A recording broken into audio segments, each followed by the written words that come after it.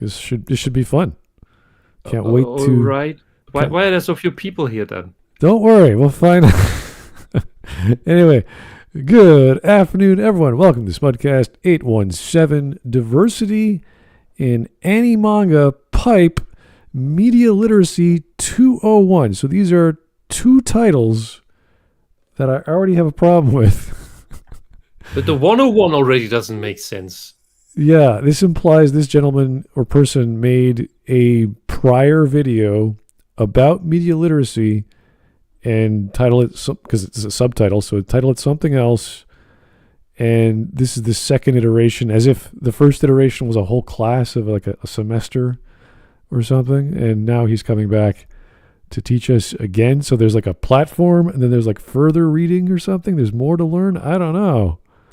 Oh no, he's just so good he can skip the 101 and can teach us the advanced course right away. Oh yeah. He's such a scholar of everything media, like everything, like cooking, books, music, every kind.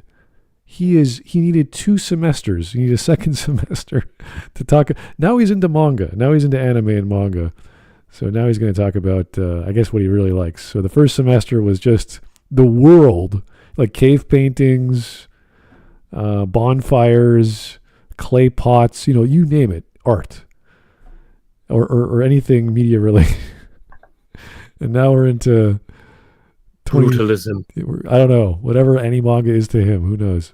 So, all right, this person's called AsarathaHS, has almost at least 18,000 subs.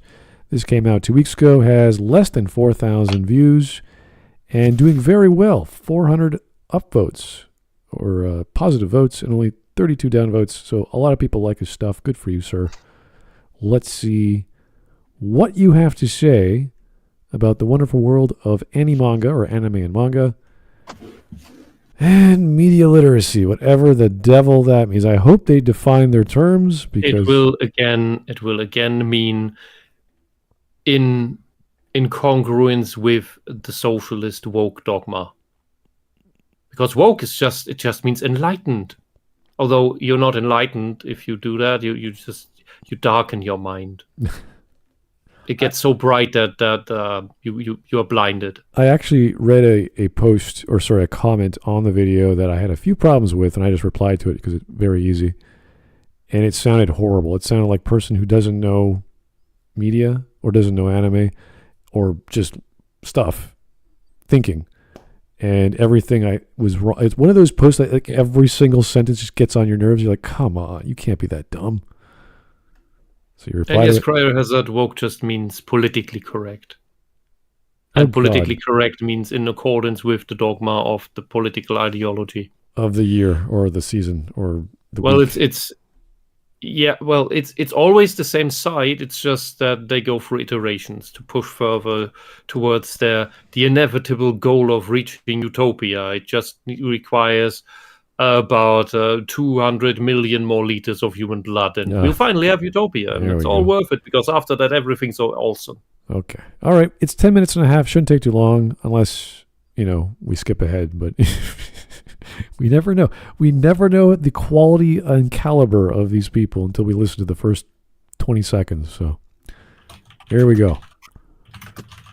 It's notably since my last media literacy video, and in those we covered topics like the importance of executing an idea, media literacy. I'm assuming that's 101. I can't see it. All right, fair enough. Storytelling, or the concept of death of the author, or Dota for short, and we spoke about the execution of ideas. However, there are also topics when it comes to media literacy that aren't just about narrative decisions or topics. We discussed the philosophical when the objectivity video came out, and we also have to discuss the political and the ramifications that it can have on storytelling. And to start, we have representation. Why?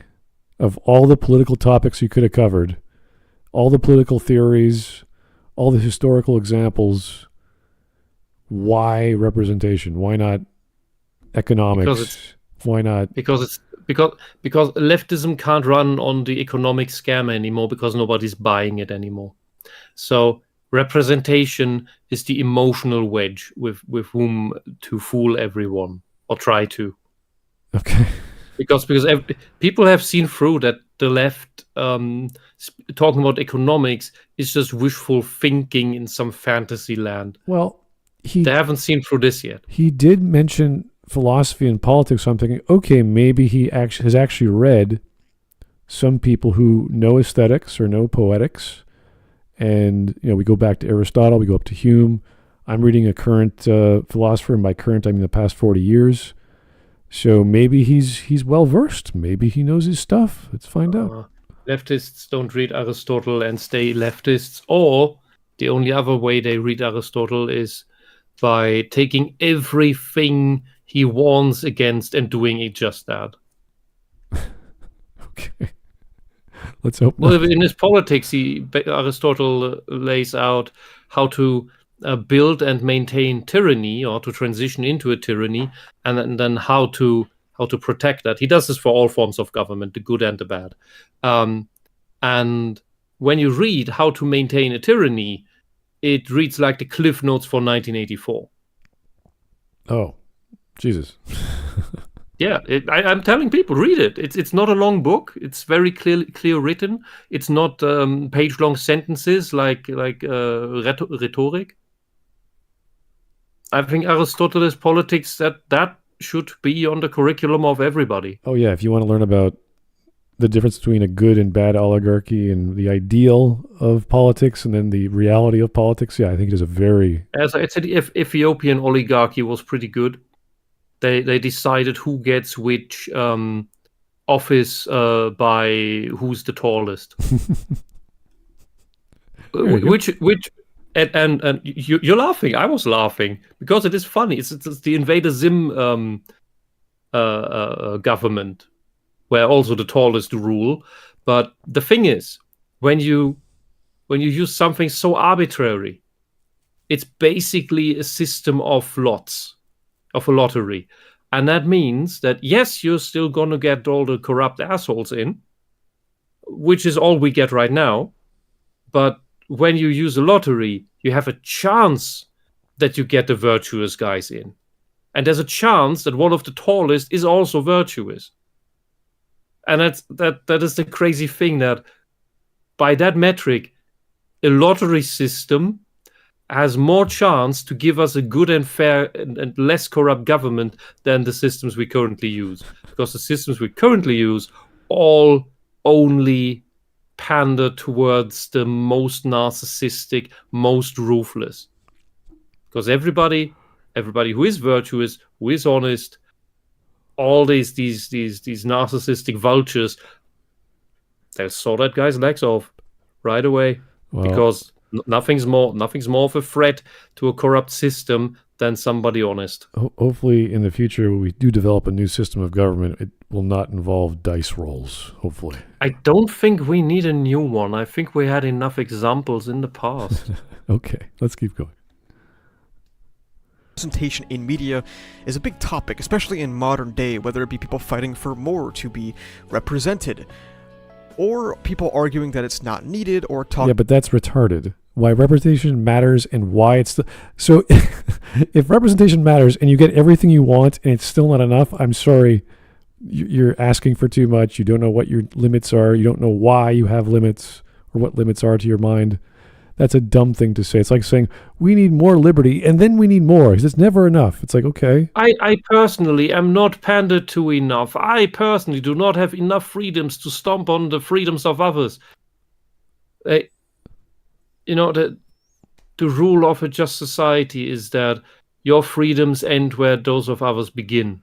Yeah. And that means that is the equilibrium. We can not this. I have a special skin color. I have a special sex. I have a special sexual orientation. Therefore, I need more than others. Yeah, we can go back. I deserve more than others. That's bullshit. We can go back to American scholars on the Constitution and the Bill of Rights and saying, well, the Bill of Rights was perfectly fine the way it was until America started getting bigger, and then we needed more control, we needed a little bit more power, and the Constitution came about. Like all the historical reasons and why things came about, and then we get into like the 19th century and all these other crazy things that came about. It's like, yeah, we can trace it back, and we know what the proper democratic balance is. It's not the best, but it's the one that worked the best. So we have to go with that, and then we could build from there. So this idea that the freedoms or liberties that we want, and I'm guessing they're talking about media in this case, we want more people that we like in fictional stories to be more of them. I don't know. But it's not democracy that works best. Having elections isn't what defines democracy. Many systems have elections and on various levels, and can even contain the entire populace. That's possible. But even a democracy doesn't let non-citizens vote. That's insanity. What the United States is in its basics, is just in this table of distribution of power, how much is accumulated in one person. This is not a democracy, but a free state. And the difference between the free state and the democracy is that in the free state, the populace is armed. In a democracy, it is not. Because the armed populace is what keeps the government virtuous, because it keeps it accountable. A democracy is just a bunch of people who make the most egotistical decisions, and therefore, in the long run, impoverish the entire system until it breaks. And then that's when it then turns into a tyranny, where it's prone to what Aristotle called the charmers, which is basically snake oil salesmen, which we then saw manifested as the dear leaders of socialism. All right. That's the tyranny that he spoke. Let's see where he's going with this then. Talking about education for the sake of it. Now, this is going to be a pretty sensitive subject, and just like my ideas versus execution video, I want to make it clear that this video is my subjective opinion on the topic, and I am not claiming to have all the facts, just talking about things from my point of view with the research I have done and with the life I have experienced. So, what does representation look like? Well, this is going to differ from person to person. It's already worthless. Representation to me is about representing all kinds of people from all kinds of different cultures. Oh, okay, so you need 8 billion different people. Yeah, but 8 billion different representations. But this makes no sense. Like, what does it look like in what story, in what painting, in what movie? Like, what are you talking about? Representing what exactly and why? This is silly. This is. If I'm representing a historical Roman, I don't know, story, I want Romans, and I'm going to you want an authentic story. You want authentic representation. He wants fetishistic representation. Yeah, I'm not going to throw in the Asians. I'm not going to throw in the Native American tribes of northern Canada. I'm not going to do that. I'm going to have what's in the region at that time frame, tell a story, go for it, and then get all the details right. That's representation. But we must make all the Greek and Norse gods into black Africans. Yeah. But no Caucasians are allowed to play Egyptian gods. We're gonna criticize that. This is what this is. So hopefully he's gonna. I think it's hypocritical. Hopefully he's gonna limit his scope, so we know what the hell he's talking about. People around the world being able to find themselves in pieces of media. Okay. They can do that. There are things. India has something we call Bollywood. Yeah. It's full of Indian people. Nigeria has something called Nollywood that you probably haven't heard of, because while they shit out thousands of movies a year, they're all extremely low budget and usually rather short. But that is how that industry starts. Guess what? It's full of black Africans. So what is it you want? And here in Europe, I think it was in Denmark, a Danish filmmaker gets criticized by, or called out in quotation marks, by a reporter for his Danish movie about Danish people 100 years ago being all white. That's insane. Yeah, It's insane or evil or both. We've had Black American sitcoms and TV shows for decades. Do they care? Like, I don't care that they're black. Some of them are really good. I watched some of them when I was growing up. So we don't need any more outside of someone thinks they can do a better job than, let's say, All in the Family or, I don't know, Abbott Elementary. I'm trying to think of all these, like All Americans one. I mean, it's been a while since I've seen some of these. Family Matters is pretty popular. Like, there's all kinds of wonderful shows out there. And if you can do better and talk about middle-class black people in Atlanta or Georgia or wherever the hell you're from, great. Do it properly. I have nothing against that. It's great. Yeah, and the thing with all of these the stuff that Hollywood makes, that America makes, it always has the same roster of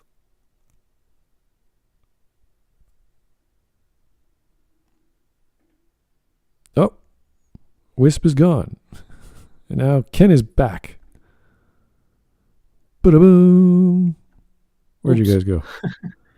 There you are. we opened. Oh, you started the original call from the DM. Well, you started it, actually. Well, I called back.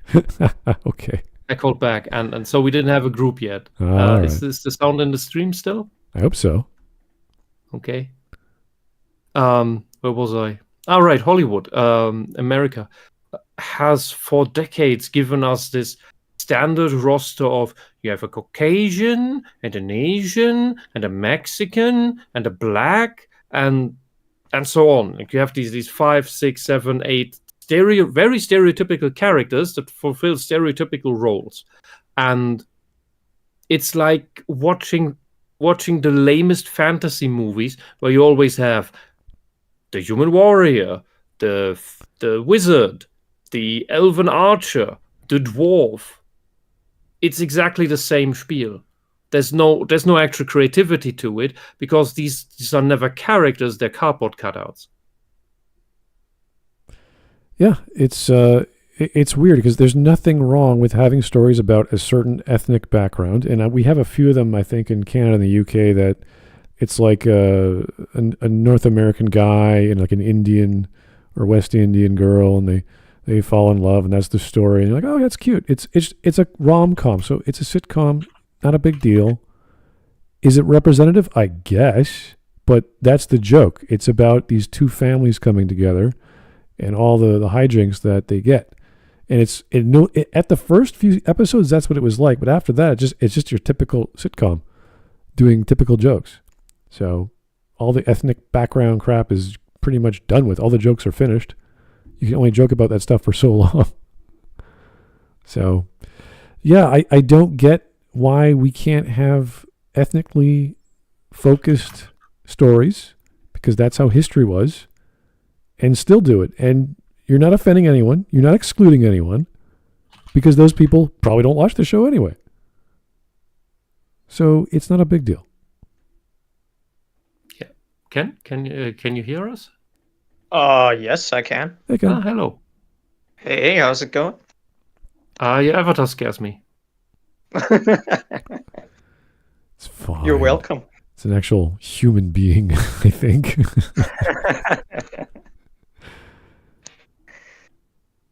Let me see. Do we have a watch together link for you, sir? Let me get it for you. Oh, right. There you go. Thank you. We are a minute and a half in of a 10.5-minute video, so it shouldn't take too long. Anyway, he's trying to broadly describe what representation looks like by not describing the actual media or example of media, but just that there are lots of people in a thing. And be grateful to see themselves represented so well. It's for the boys and girls to be able to look up to someone they see on TV or in a book that they can put themselves into. It's cool, something that we should strive to achieve, because it actually has a net benefit. Why am I... We do that in a book. We simply do that through character. Yeah. Emotionally maturing people can do that to other characters simply due to what they go through, not what they look like. Exactly. I don't look like Rand Al'For or Matrim Couton or Perrin Ibarra in Wheel of Time, but I can empathize with them. Perrin is my favorite of the three.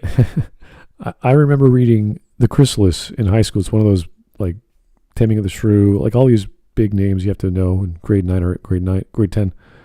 And Chrysalis has a whole bunch of kids who are kind of telepathic, and they could read their thoughts across several distances. And for whatever dumb reason, I thought the girl called Petra was a little black orphan girl. And I had no idea why I thought that. And to me, it didn't matter. But when I said that in class, like, she's not black. What are you talking about? I was like, oh, I didn't know that. Because it never, I mean, that's the image in my mind that the narrative did for me. And it didn't matter to me. I could still understand what the story was about, what was going on, what's the conundrum at the end. The race had nothing to do with it. So, no, it's not even in child's minds or in young men's minds. They don't care so long as, if, like in that case, the science fiction is compelling and the plot is something you would never get anywhere else. That's what you're interested in. That's what you're focused on. Yeah. Everything else is irrelevant. I think you can also immediately debunk this argument because there's a bunch of black people whose favorite character is Goku. Goku is not black, but they all relate to him. They find him cool. Yeah. And the thing with this is that there is one point. Every great lie has a grain of truth. The grain of truth in this is that while men can relate to absolute aliens, to slime blobs in anime, to rock golems, to insect aliens, who the hell knows? Because it's about character. To what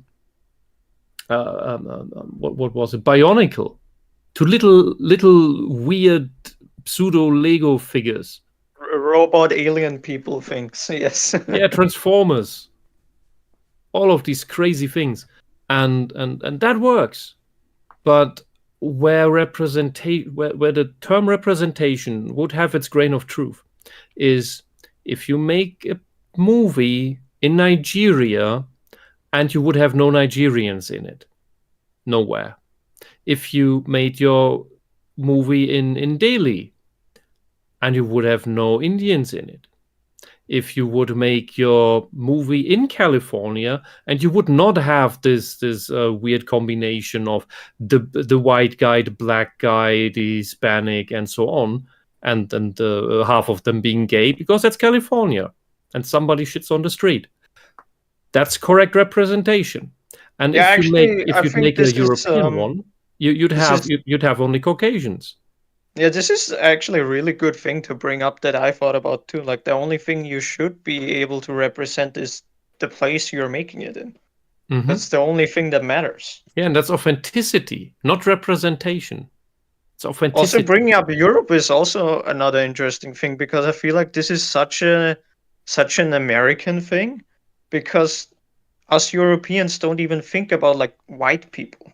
Like this concept of like being white is not a thing. People That's a term the left has introduced, and especially in German, it sounds so alien. It's so to weird say because die like Weißen, Europeans, die bösen Weißen. Nobody talks like that. The Nazis didn't talk like that. it has always been like a nationality thing. Like Yeah. in Europe, you always called yourself the country where you're from, your nationality. Nobody ever said, "Oh, I'm white." Yeah. Yeah, and then within the countries, you go by the states and regions you come from. Because guess what? While Germany seems like a pretty strong thing, we have tons of different Germanic cultures in here, and we make fun of some of them. And we don't, and some of them don't like each other, and some of them have subdued the other and forced them into their state when they would rather be their own states. It completely ignores the fact that even within the countries, every state is its own subculture. Yeah, like Bavaria and Franconia are both in the state of Bavaria, but Franconia would rather be its own thing, and the Bavarians look down on Franconia, and the Franconians, they don't really like to be called Bavarians, and you have this all over the place. Or like But the if you make- Welsh if and you the make it- British. Yeah, Okay, let's go. Well, in pushing and maintaining socio-cultural pressures. There's also this analogy I like to use about pieces of art, whether it be video games or television or comic books or anime and manga, serving as snapshots to what may have been culturally or socially accepted at certain points in time. Like old-fashioned TV talking about, the roles that women have to face, or, the gender stereotypes. But isn't that what feminism does right now? Talk about the roles women have to face? Same thing, different text. What's wrong with masculinity? What's wrong with sitcoms of yesteryear talking about the issues of the day? I don't see a problem with that. Also, I disagree with this framing because like these old shows and movies, they didn't talk about like the roles that women have to fill. They just depicted the roles that they had. It wasn't that like you have to be like this. This was just how it was, and that's why it was in the movies. Which is representing what is. While it's just what the left reality is of doing the time. is in quotation marks representing what they think ought to be. Well, it's just like this weird view from the left where it's like if you see something in a story, that has to mean like you have to follow it. It has to be like this. It's like a guidebook you need to follow. Whereas everybody else looks at these things and goes, "Oh, it's just a piece of fiction. It's just a story." Yeah, but they look at it, they're like, "Oh, there's a woman and she's doing like housework. That must mean all women must do housework." It's like nobody thinks like this. Yeah, well, narcissists do because it's all black and white, and I think it's a back projection of some kind that I don't have a word for, because it's the exact same mindset and behavior that the Christian moms had in the 80s and 90s, where they went against D&D and video games because they were of the belief that if the children, if the juveniles see violence in the video game, then they become violent.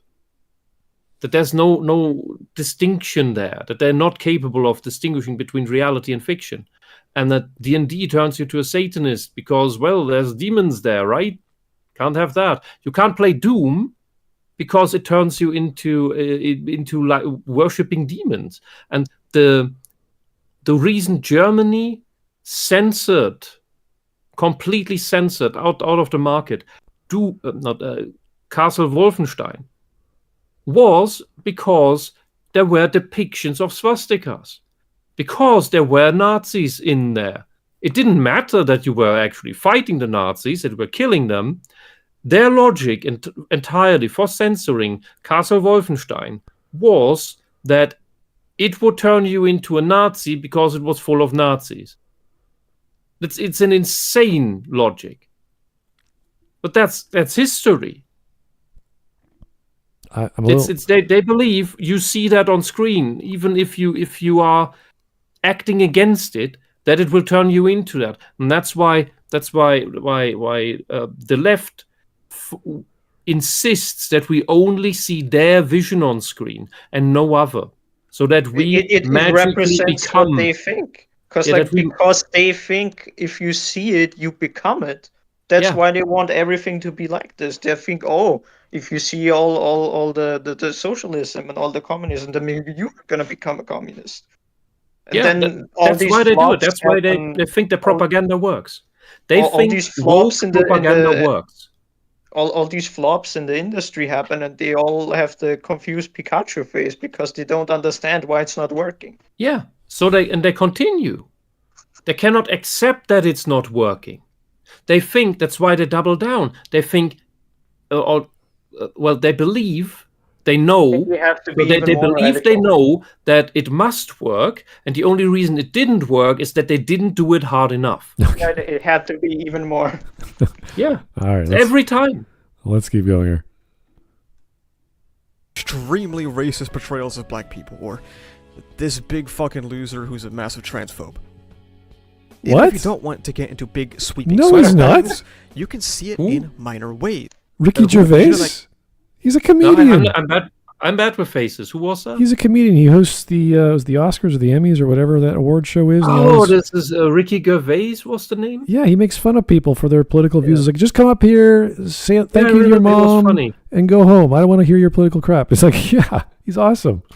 What transphobic thing did he say? What is he referencing? I have no idea. This is the problem with these people. Oh, this guy's a piece of crap because he doesn't like the gays. It's like, what are you talking about? He's a comedian.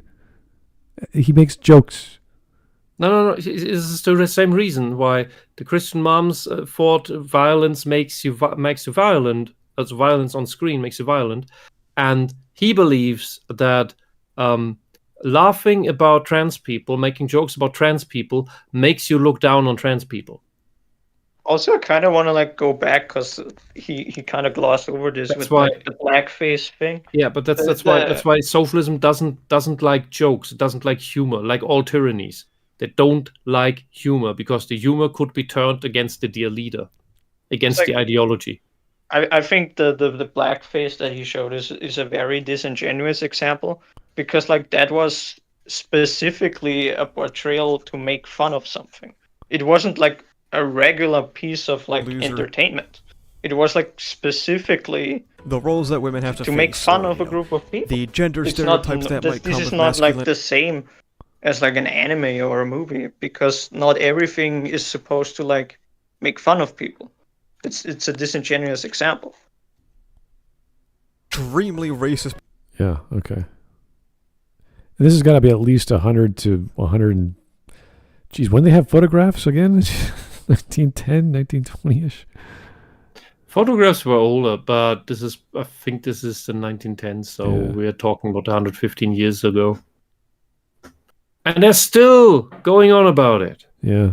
I mean, if that's the case, then my dear leader is the most racist guy we've ever seen. So, yay, Canada. I guess. But he's the dear leader, so he gets away with it. Oh, he apologized. He just couldn't remember how many times he did it. He did so many times. Yeah. Nobody else gets away with I'm sorry, but the dear leader does. Yeah. Because as long as you advance the ideology, you get a pass. This big fucking loser. Even if you don't want to get into big, sweeping social claims, you can see it in minor ways. Like, did you know that cats actually shouldn't be drinking milk? They're actually lactose intolerant.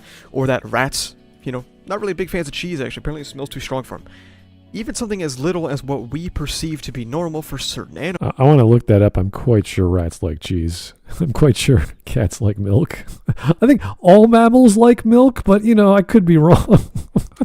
Not all cheese stinks. We have these things called breast lactation devices in the female mammalian species of every organism that's a mammal.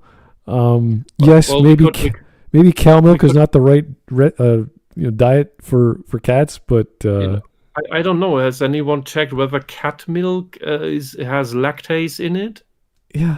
Because there is milk that doesn't, like goat milk. Goat milk is lactase-free.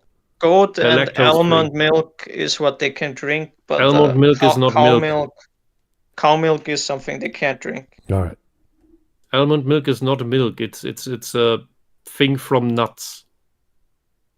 But there are what I mean is animal milk. There is some that doesn't have lactose. Aided by humanity's misconceptions, we can take a look at something in particular to drive this point home: gender. Now, gender is one of the most prominent ways people identify themselves and their peers, a learned experience that can come from many sources, like media. Learned experience. It shouldn't be coming from media. It's a plain biological thing.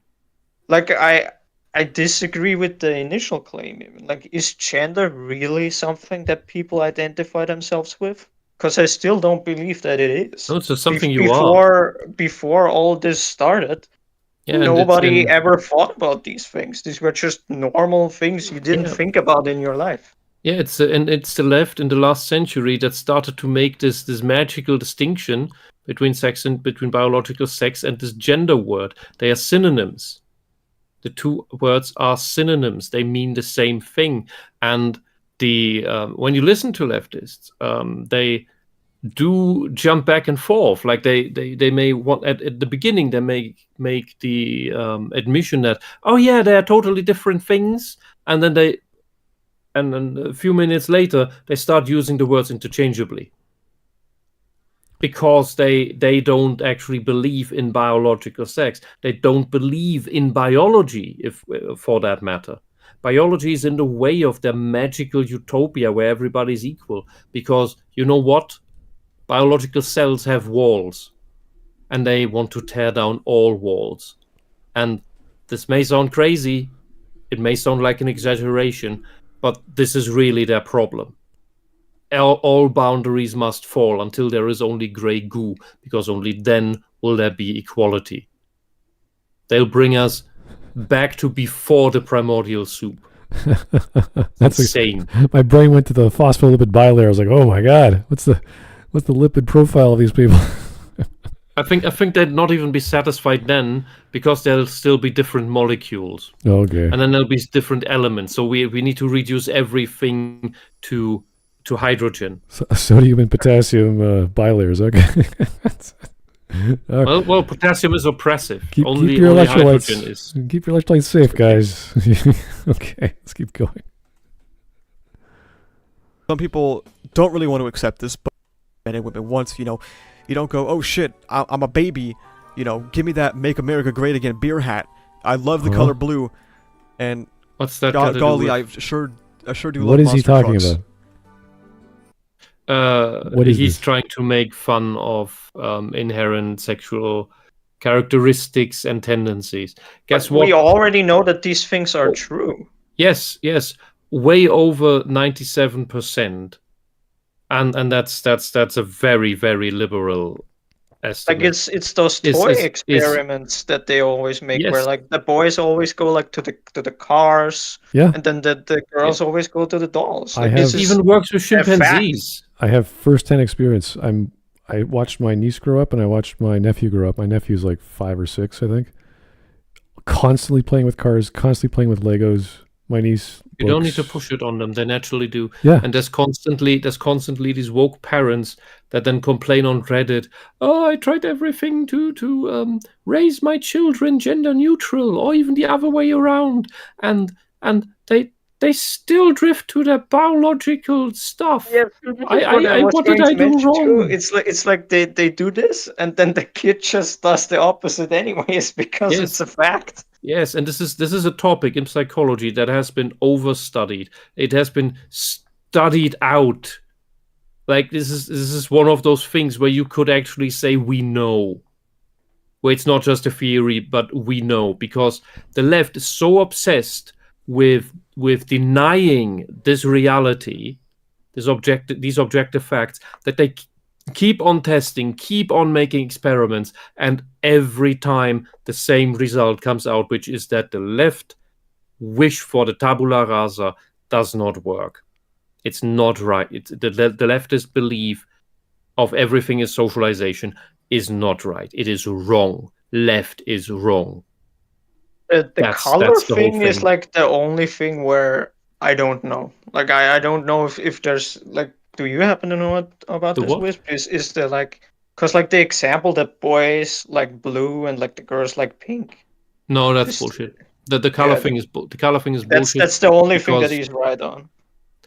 Well, the color thing is actually arbitrary, because that went through cultural shifts. 150 years ago, the boys were dressed in pink, not for any gender reasons, but because it was the most expensive pigment. It was to show off wealth. We added the expensive colors. Yeah. That's why there are also some sigils that are not red but pink. Wasn't it purple too? Purple is also expensive. Yes, that's why it's the royal color. There are also blue shades that are very expensive, but this is basically that's why these colors were chosen in Europe.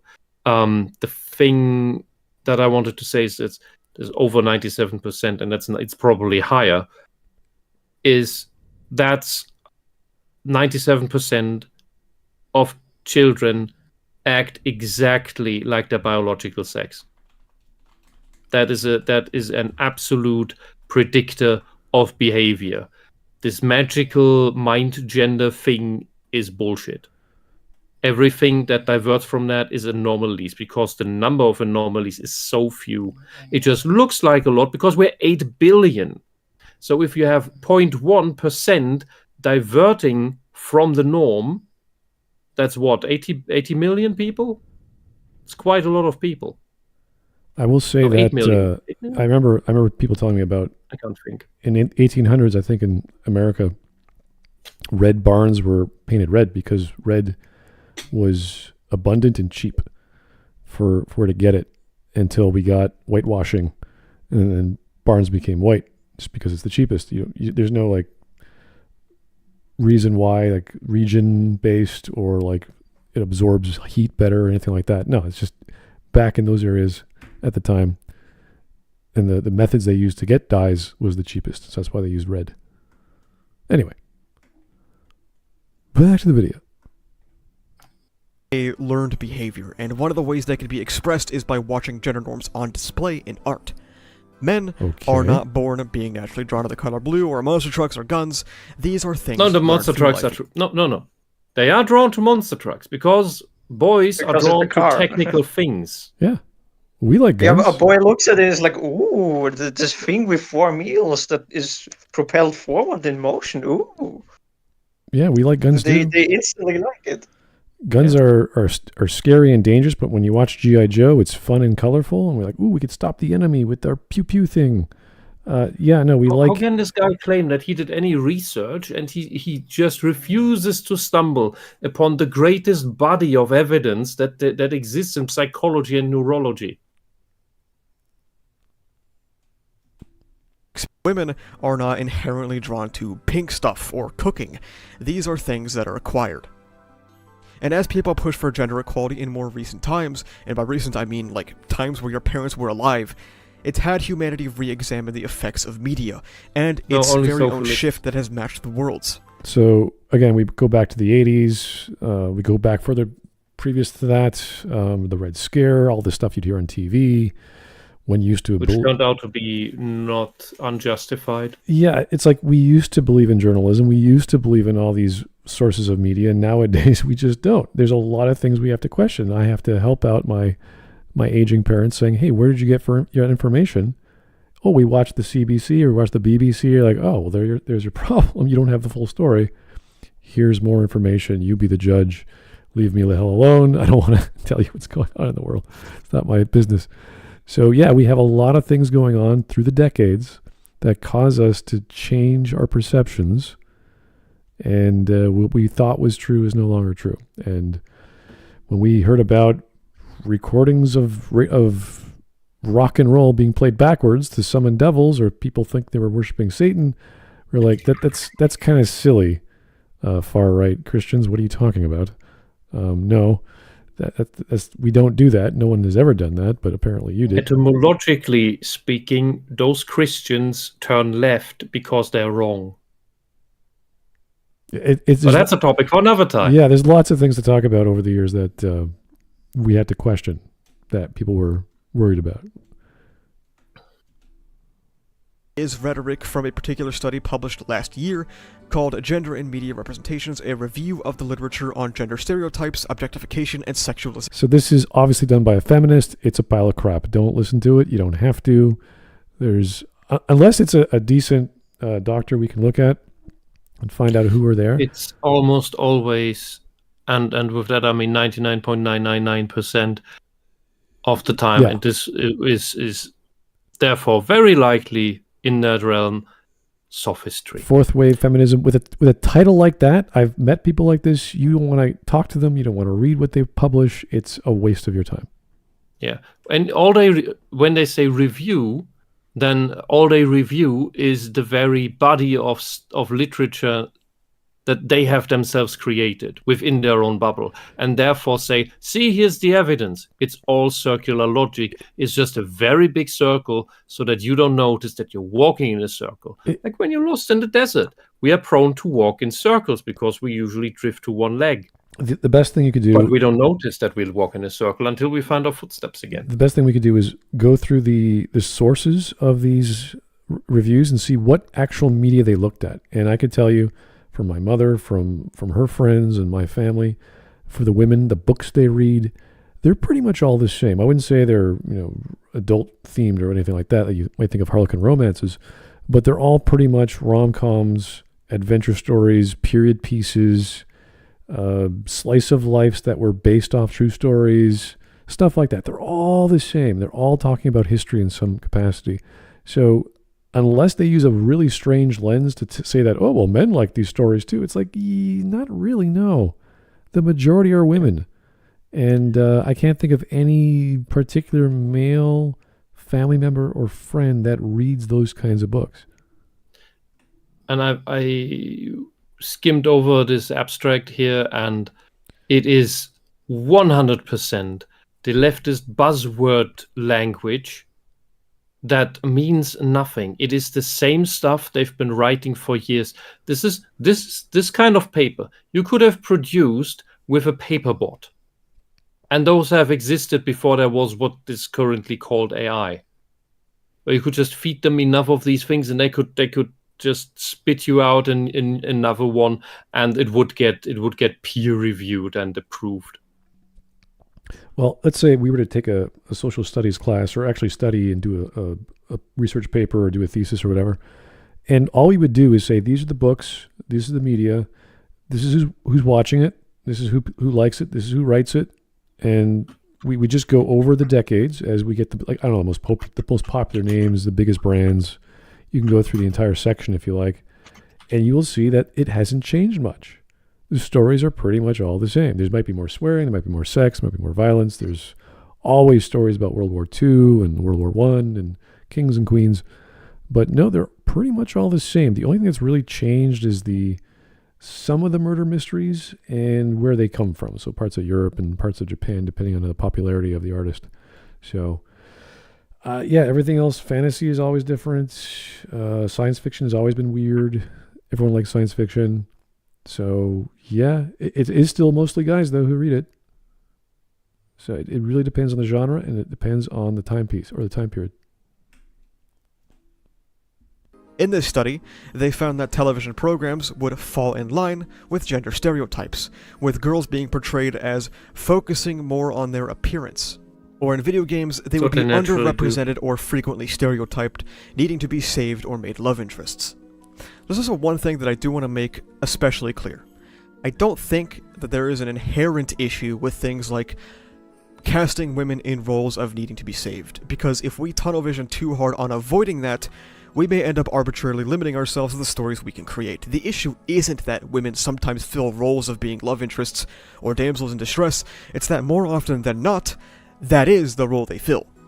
And in the past, Why is that a problem? Yeah, that's normal. Who cares? You want to tell people they can't be the way they were born?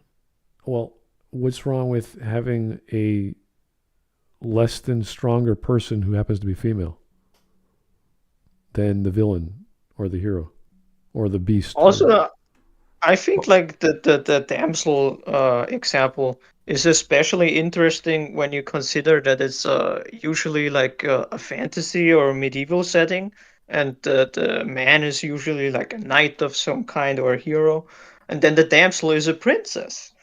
So the damsel actually has a higher social status than the man that's saving her. Yeah, very similar. Isn't that a good thing? Yeah, very Like similar. the woman he's risking to sacrifice himself. Yeah. Yes. Yeah. Like the woman isn't portrayed bad. She's a leader. She's part of royalty. Yeah, that's why. And the guy usually isn't. Oh yeah, that's why I was going to say the Beauty and the Beast example is such a great story, because it resonates for everyone who likes Disney films when they were good, as well as women who have the fantasy of taming the beast. You have a very smart, very intelligent, middle-class girl who knows more about the world than everyone else, and her options are the town drunk, the town bimbo, and all of a sudden she comes across this upper-class, the beast, and she has to use her feminine charms and intelligence to make him fall in love with her. Not to mention the fantasy monster struggle snuggle books. Yep. That are selling so much that Barnes and Nobles put up a shelf for it. Yeah, no, that's all. Who's buying that? Who's buying all these? The men, of course. We love the struggle, mountain, snuggle, whatever fantasy. the Mountain Village Doctor novels that are that's a thing in Germany, especially, where it's there's a million of them, and it's always women who buy them, or then they bring them back to an antiquariat and they get 10 other ones, and next week they come back and they bring those back and they take 10 other ones. It's just going. There's this one antiquariat here that just has a pile of them. You could build a throne. It kind of looks like a throne that you could just sit on. It's gigantic, and there's it's mainly an old generation, but it's all these women that come in and they take several dozen of them, and the next week they return them and get a dozen others. Yeah, and they're all the same. Yeah, it's just fetish literature. This was my aunt back in the 90s who bought. I saw her basement. She bought Daniel Steele novels. I don't know who Daniel Steele is, and she had about 2 shelves, bookshelves in the basement. She was the Barnes and Noble, or whatever bookstore she went to, the #1 purchaser of books for 3 years straight of those books. And finally, in her older age, she started learning to go to the library. So it was hilarious. Every time we'd sleep over at her place, like, what are all these? You have like shelves and shelves of books, and she would give them away because she bought them decades ago. But there's one book for each day of Daniel Steele's life. Probably. Yeah, it's amazing. Women love the stuff. So there's nothing wrong with that, though. This is totally But according fine. to him, they were made to love it. We just don't know by whom. Sure. That credit card just kept flying out of her hand. Like, whoa! All right. That did something else, they were few and far between. You see this backwards backlash to things like shonen female characters having a crush on the protagonist. That in itself is not a bad thing. It's everything surrounding that trait. When you look back throughout the history of something like anime, you will find cases where female characters are extremely shallow and uninteresting. And like what? For example? These reinforcements of stereotypes can hurt people. How? You just said a girl likes a guy. It happens a lot. And that's bad. Like, what are you talking about? It's also shallow. I feel like if you get offended by a girl in an anime being shallow, why would you be offended by that? Do you think you yourself are shallow? Like, is this a self-report? Like, what is happening? Yeah, well, imagine it's I a wouldn't guy. know which. Imagine I can't think of a character off the top of my head. Well, yeah, like I can't think of anything like this. It's like I've never seen a character that was like bad or something, and then I felt bad because of that. Like, how does that work? yeah, like imagine Usually, the and genders all the flipped. popular ones, Well, the popular ones, even in shonen, the girls have defined characters. They have their own interests. They're just not the main characters. Yeah, but who cares? Like, what if the gender roles are flipped and the guy likes the girl because she's cute? And like, that's shallow. He likes the way she looks. Like, so what? Is that bad? And if so, why? Like, the word choice of hurt is very disingenuous, because like nobody's hurt by this. Yeah. This is the charged language that just isn't true. You don't watch an anime and then get hurt by it. That's not a thing. Lane? Women. In a study with nearly 20,000 participants, conforming to what's expected. Meta-analyses of the relationship between conformity to masculine norms and mental health-related outcomes. Oh, this sounds like somebody's trying to attack masculine role models. Okay, weird, but okay. From anime, how did we get from girls like guys in anime and they're shallow, and we have no examples, and that's bad, to guys being guys and having mental health problems? Whoa, why not? I mean, I don't know the correlation, but okay, sir. Let's go. Associated with mental health issues, this feeling of over self-reliance, the need to have power of women. What? The what? How does being masculine want me to have a power over women? What are you talking about? I think he's projecting. I don't know.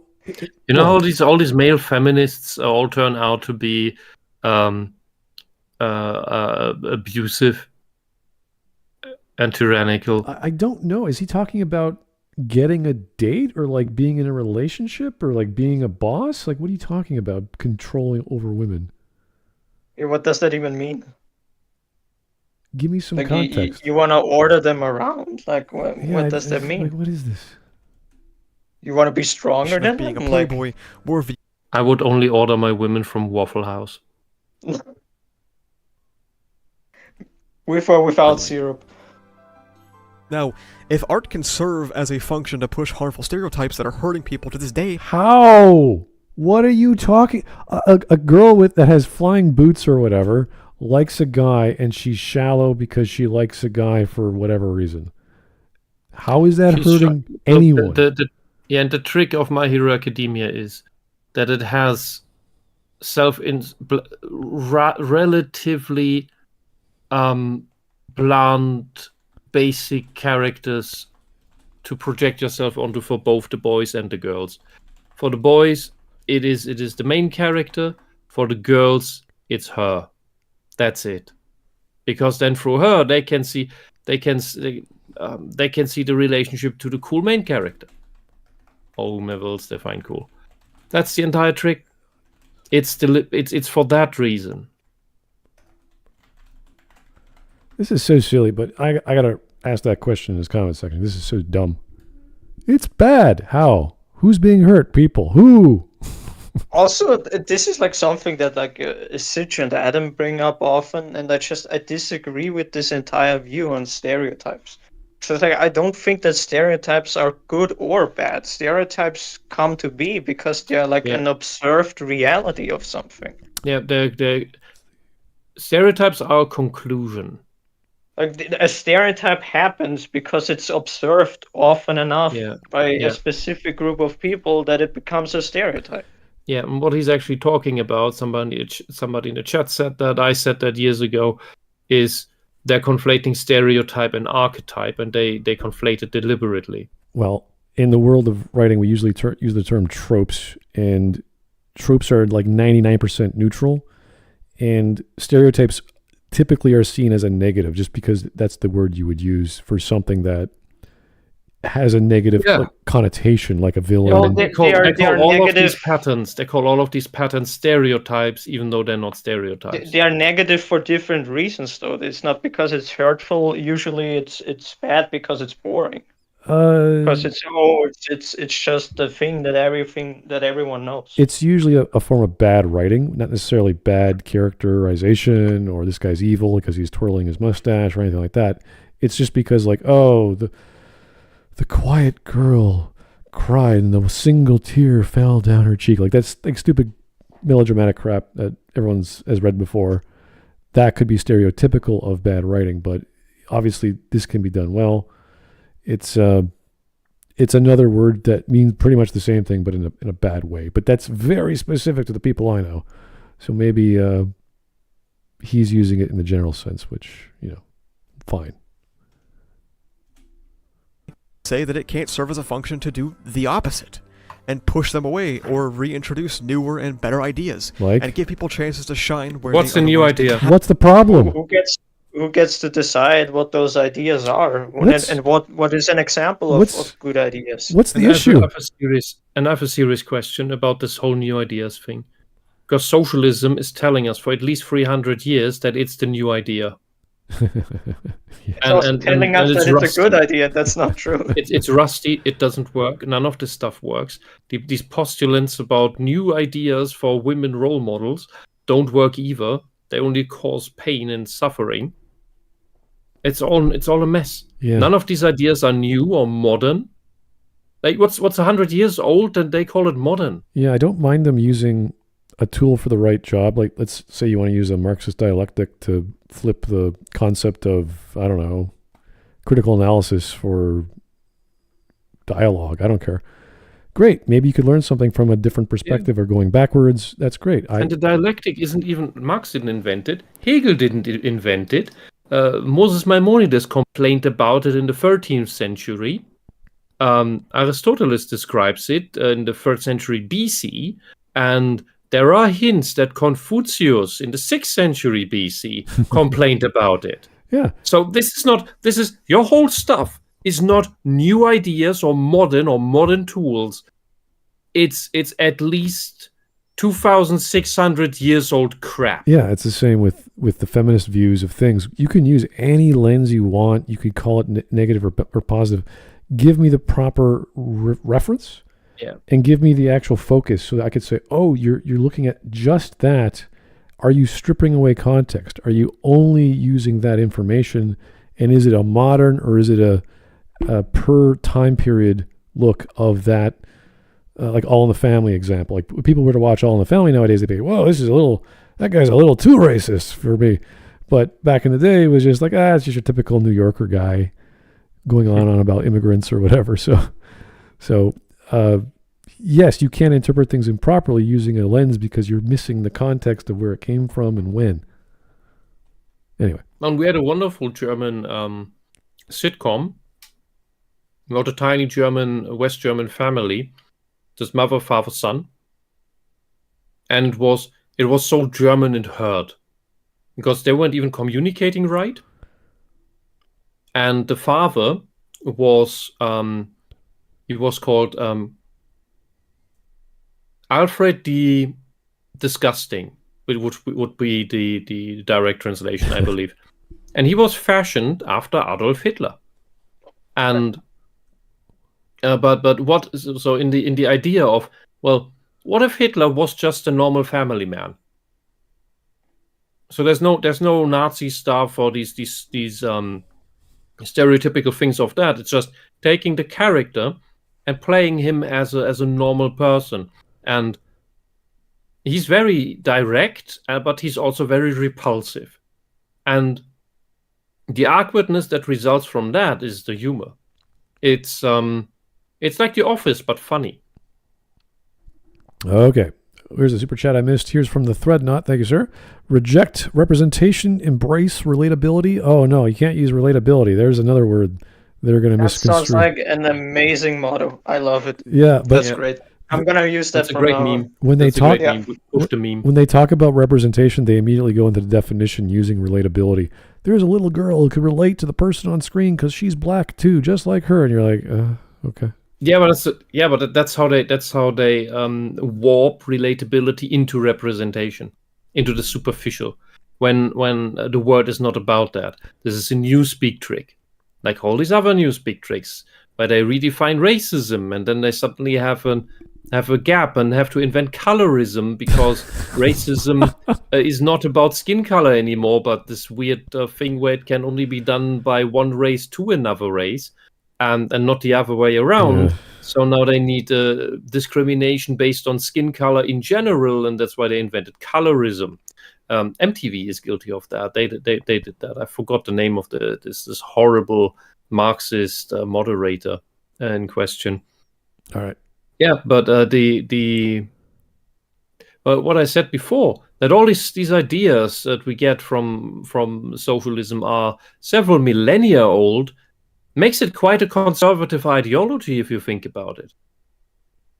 All right. Well, I'm a little concerned with this juxtaposition of an anime character liking a guy and some meta-analyses of men. My brain just goes, what is going on?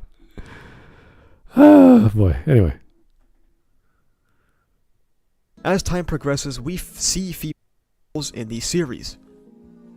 You have powerful women who are instrumental to the plot in series like ReZero, or you have women exploring the unpleasantness and discomfort that comes with their gender identity in How to Weave Relationship, and in the same series you have people talking about how society perceives LGBT couples, or a series like Lycoris Recoil having African characters that aren't, incredibly racist depictions.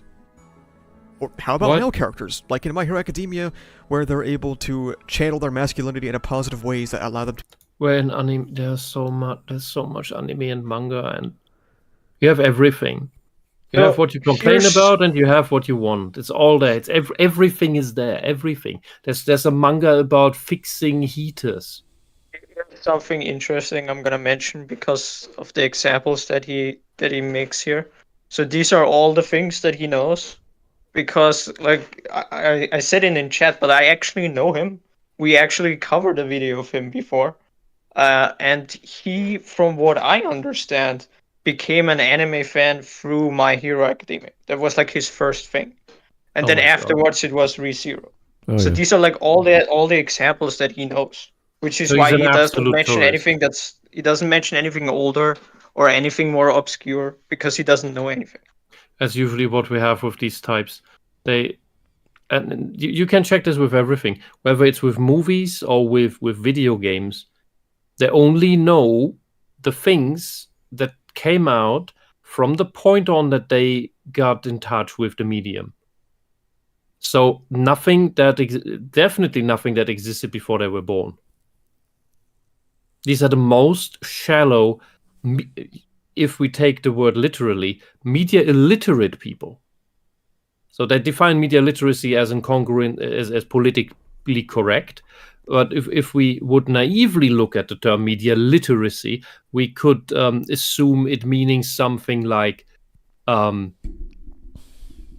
you have a vast body of knowledge of media you have consumed, you have read, you have watched, you have listened to, and therefore have a vast experience, vast knowledge of it all. A thesaurus, basically, of media. But that's not what they mean. Yeah. But by that definition, all these leftists who talk about media literacy are media illiterate. Yeah, it's like if I were to attend a class by Anthony Bourdain on world cuisine, I'd be like, oh, this is perfect for him. He's been around the world. He has all his documentation. He knows all these people. He met all these chefs. He's been to all these restaurants. He used to be a chef himself. I would say, okay, he knows what he's talking about regarding world cuisine. Fantastic. The same way if there was a guy who has been around the world, watched a lot of plays, watched a lot of movies, ate a lot of food, just did a little bit of everything. Everywhere he went, for 1 year, he went to here, he went there, he played, he watched, he read, he did everything, and he could have a crazy 4-year program on world media. And I don't know how that translates to being literate at it, but you just absorbed all this information. And he's just sharing it with you. And you're like, oh, that was Shakespeare. Okay, that was Shakespeare 200 years ago. That was India 300 years ago, whatever. Great. That would be a topic of just learning information. And I don't know, you wouldn't go too deep in it because there's so much information. You couldn't possibly cover like music for more than, 1 year without going crazy. There's so much to follow. So, this generic concept of tying literacy with media as a whole, when most of these bozos end up talking about anime, is stupid. And even then they get the anime wrong because this generic example of the whatever female anime character falling in love or being attracted to generic male guy we don't know. Oh, you mean like Shin-chan's mom? I don't know. Could be. Maybe, if you know. They're the most generic people imaginable. Just give any example. It'd be better than nothing. And he's like, oh, this is bad. It's like, dude, if something's wrong, give me a frick. Like, if someone goes and stabs someone in the middle of the night, that's bad. We have to stop that. Not, well, what happens if someone flies a kite into a car and the car totals itself and jumps off a bridge and kills a duck? You're like, I don't know, protect the ducks? Like all this dumb crap about something that doesn't exist. I want some examples. Give me an anime. Give me a manga that goes, oh, look at the rape scene. That's bad because women are going to read that. You're like, okay. Do we have historical evidence of women getting raped because they read a manga or something? What are you talking about? Well, it usually happens when I go to train stations in Germany at this point.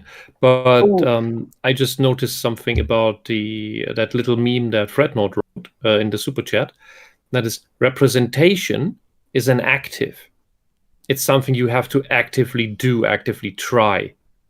While relatability is a passive. You either relate or you don't. And that's what always was. I think there's even an extra layer with the relatability thing, because like most of the relatability that people talk about are just universal truths, like being a good person, saving people, standing up for what's right. Well, that's like, caring about everybody others. can relate to this. That's why we have the archetypes and they're all independent of looks. The classic Jungian archetypes, as well as the modern ones with, Luke Skywalker. He's the everyman. We always say that about why people like Luke. There's a reason the Spider-Man quote is like timeless. Yeah. There's a reason everybody knows it, everybody remembers it, because it's true. It's a universal truth. It's something people should strive for. Nobody remembers like anything of like the Disney crap that's coming out. Like, does anybody have like a single quote from anything that like a Disney product has made in the last like 10 years? Let it go.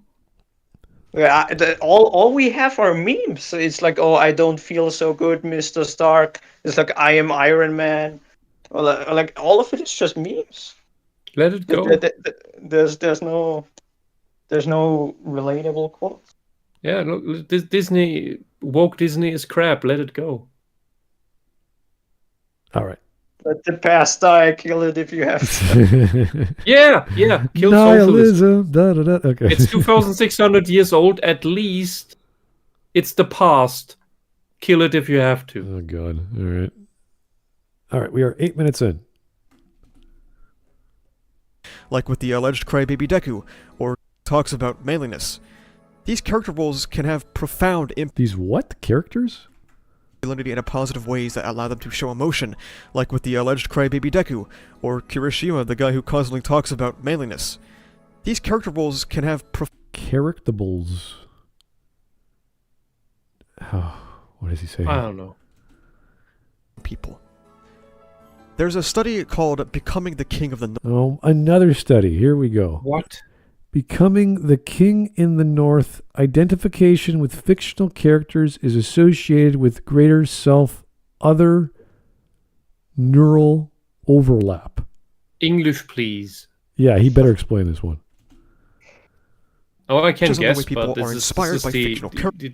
Teachers were inspired disgusting. by Robin Williams' portrayal of Mr. Keating, and also just how many women were inspired to start health careers by the series Grey's Anatomy. Okay, so this is when you watch like CSI and you think, I'm going to be a forensic expert by going to school and learning that everything you ever watched on police procedural shows are pretty much crap. All right. Frednode has the right idea, I think. Self-other neural overlap just means empathy. Something that these pretentious narcissists don't have. That's why they need to invent new words to describe the thing they don't understand. I mean, I will give the study one thing. Becoming the King of the North sounds pretty badass. that's the one thing I'll give the study. Yeah, but the King of the North is a white thing, so it's not very inclusive. Even better. Because if you're not white and you become King of the North, you will have vitamin D deficiency. King of the Northern white people. And it will lead to depression, a compromised immune system, bone deformities, and in the end, psychosis. Through representation in anime, you're gonna become the King of the Northern white people. Sounds awesome. I am empathetic towards Jon Snow for some being reason. Screwed by the writers. I don't know. Self-other, I don't know. I couldn't help you. I'm sorry. And what's this? There's no date on this, is there? A title like this is almost not even worth reading about. This is so... Yeah. Like, who in their right mind would ever want to read that? Some sociology student trying to make sense of the world? It's a catchy title at the top so that a journalist sees it and... I guess. Then writes an article about it. Yeah, and claims it's fact. I don't mind sociology as a science, but I'm like, can you narrow it down? What the hell is I this? would prefer if sociology was a proper science, Well, there are but not with obviously stuff like this. there This is what pulls the whole field down. yeah, this is part of it for sure. Yeah. Anyway, why this obscure dude found this, or sorry, why this fellow found this obscure. Also, there's actually something that I just thought about. Like, most of these studies are done in the US with US examples. I would like to know if studies like this exist in Japan and also reflect what this is saying. Like, is there any people actually like watching these animes? And is this actually having an effect on the choices they make? Like, I would be very curious if there's like anything like the things he's presenting here. Because like all of these are just studies from America that are probably only looking at American media. And he's talking about anime in a completely different country. Yeah. Plus, you'd have to imagine if they are actually referencing popular media in America, like Game of Thrones, what is the correlation between that and negative consequences? Was there any kind of criminal activity since the 8 seasons of Game of Thrones that went up or down? Like, what are we talking about here that anyone would really even care about? So, or have a dramatic, like when you say empathy, that just means you're having some sort of dramatic reaction to the media you're consuming, and I don't care what it is, but. Well, empathy to what? To other people? To like, what are we empathizing with or empathizing about? Like, yeah, I don't even know the subject matter. Am I going to think of, if Jon Snow gets stabbed by all his friends? Oh, that's sad. I'll look out for in my life if someone's trying to do something nefarious to a friend of mine or something. Like, I don't know. Like, what do you do? Like, what does this teach us? Anyway, we're speculating. Let's just keep going. Studies I talk about will be in the description, by the way.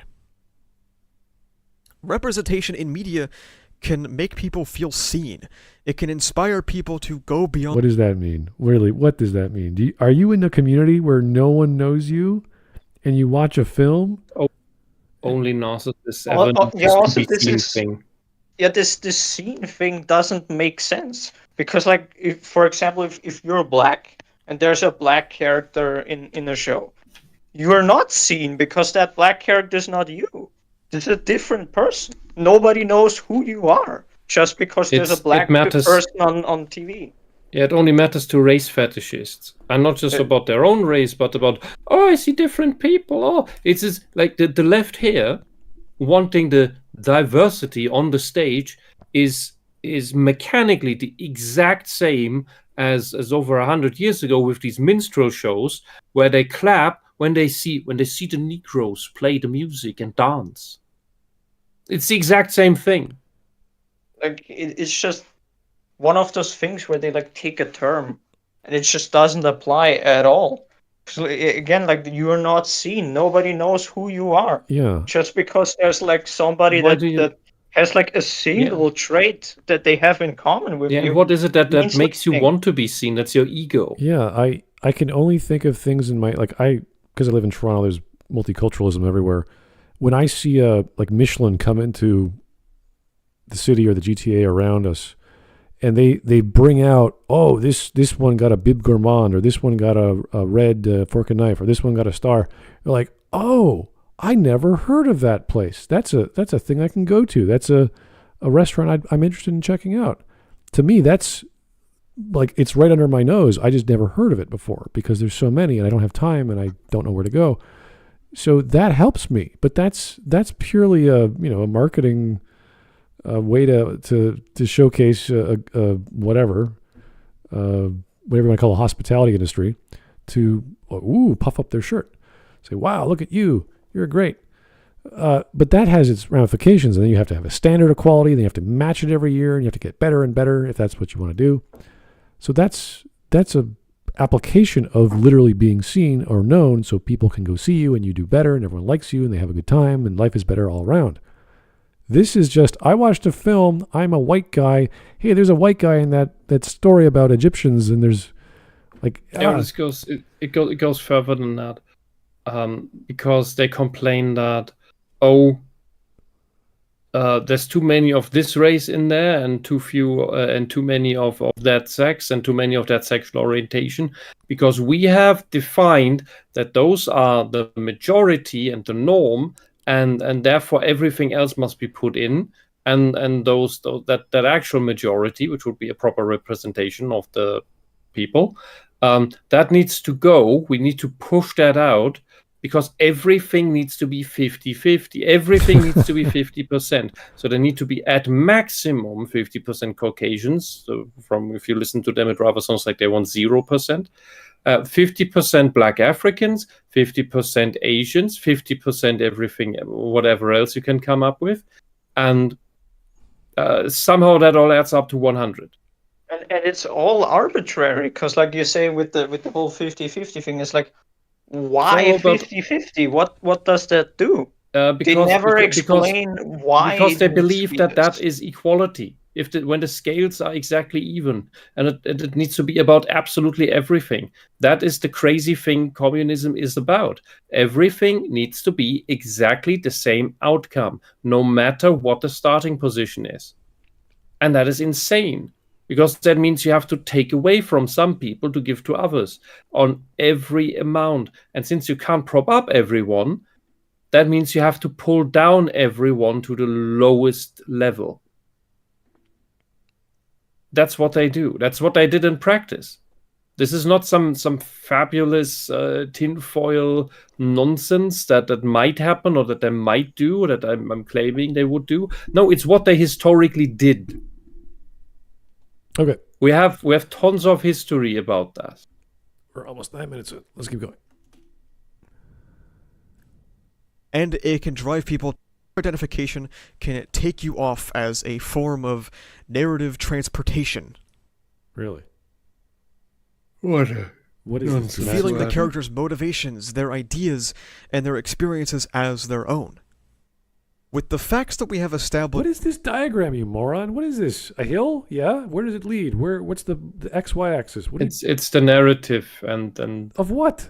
It will be see, he's going on the hero's journey. This is actually big brain. He's going on the going hero's up a journey. gentle slope. The hill is struggle. Yeah. He's struggling to walk. Like, oh God. He's at the first stages of the hero's journey. He's making his media right now. Okay. We have people connecting deeply with characters like themselves. We have people connecting deeply with characters like themselves. The thing is, that's not the thing that it is. Again, this is like the misrepresentation. It's not the character is not like me. Yes. The character has some kind of trait that you can relate to. Yes, exactly. And this is why all these depictions that they make, that they want us to relate to so that we become the modern audience, are not representative of any of us. They are not relatable. They're just telling us we should be like those. That represents something that they think it does. It's like, oh, it's the gay character. He says he's gay. It's like, okay. What does that do for the story? Oh, it does nothing. It's the gay character. Because the story doesn't matter. It matters that you become gay. Yeah, exactly. Or it's like, oh, it's the racist white character. It's like, why is he racist? What does that do for the plot? It's just because the white people are racist. It's like, oh, okay. Yeah, it's like, oh, we have a gay guy, but why? Like, that's representation. You just have them in, and it's normal, and everyone doesn't make a big deal about it. It's like, yeah, but it's in the narrative. You told us and showed us this man is, or this woman is gay. Why? And we have to ask questions, as opposed to just having someone in there that does the role of supporting actor or character or whatever their role is. You can't just add stuff. It doesn't matter if it's gay or a guy in a duck costume or what. It doesn't matter if he's selling hot dogs. Like, what the hell? Why is he doing that? Explain it to us so we can understand what's happening in the scene, as opposed to the writer or director going, "You'll be really good. We have a guy crash into a hydro little water main or something." It's like, why? It'd be interesting. It's like, what? Yeah, but why? Well, imagine the special effects, and it's like, yeah, but why? What's the narrative reason? You can't just have explosions or ninjas falling out of the screen into the scene because it might be fun. It becomes a farce. This is like you're spoiling the soup. If you just keep adding more stuff, it's going to get better and better. It's like, no, you're going to have a salt, sweet, sour, spicy everything, and no one's going to like it. Represent people to their life goals, and a link between the arts and the pushing of social trends. So it seems like Why? representation is purely a net good, so... How? How is it a net good, you moron? This is insane. I think it's a net good because this and X, Y, and Z. It's like, how? You can do the same thing with normal media, with people just being characters in a story, going on journeys and having conflicts and failing. Why does it have to be representative of a minority group or multiple minority groups? How does that make a better story? Because the little girl who's black sees the black woman? Is that it? Does anyone care that Luke in Star Wars is white? Or Disney cares, but nobody else does. Edit. Something forced diversity, something forced diversity is kind of just a nothing term because, like, what does that even mean? Do you walk into your local Walmart and see people of color and, like, roll your eyes because the world is forcing diversity? Excuse me? No, the straw man again. What is... So the white guy walks down the street, sees a bunch of black people talking, and he's concerned? He's pretending that he doesn't know what forced diversity means because he's a leftist. He can't look at a point and take it in good faith. It must be because you're racist. Okay. What increased inclusion of minority groups in art as of late, we really have to think about what that term means. Now, some defend it by saying that you shouldn't just include minority groups for the sake of it, and what grand purpose does one have to be a black person or gay? I think they're just born like that, dude. An especially good example... It has nothing to do with being born like this. The grand purpose that you are trying to be disingenuous about is what purpose does it serve in the story? Why is it there? This is like looking at a well-tuned car and going, you know what we need? We need a bunch of cosmetic crap on the engine to make it look cool. And I'm like, no one's going to see it. And if they do, they're going to be like, why is there all this paint job on the engine? What's the point? This isn't a new thing. Like, forced diversity is just one aspect of a new phenomenon with bad writing. People have done this for decades. It's like asking, there's like a character in this story and they serve no purpose. They're just in the story. And people ask, why did you put that character there? He didn't do anything. It's the same thing now, just in our times now. It has the secondary purpose of trying to, like, get woke points. It's like, I have this character that does nothing, but they're black. Makes you want to watch the movie, doesn't it? Oh, look, there's another character. They're gay. Does that make you want to watch my movie? And it's like, no, because they don't add anything to the story. They have no character and they're not likable. That's what forced diversity is. It's just there because somebody wants to make a checklist of things that they think is important. Yeah. But I really want him to go watch or at least listen to people explaining why Othello in Shakespeare is black or Moorish. What the reason why Shakespeare did that. There probably isn't a very good reason, but he just wanted to have it. You could talk about the symbolism of having a guy from Africa and all the potentially racist symbols or jokes that Iago and Rodrigo would have made about that. It's all a mind game to Othello, or rather to Iago, because Othello is the big, strong warrior guy, but he doesn't know how to deal with Iago, who's not the big, strong warrior guy. He attacks you from the side. He attacks your brain. He makes you second guess why your marriage is failing or whatever. There's lots of things he does that he doesn't know how to respond to because he's a warrior, not a thinker. That's what's interesting about Othello, not the fact that he's specifically black or Moorish. That's part of it, but that's not all of it. It's like, we've dealt with these issues. We know how to use these things.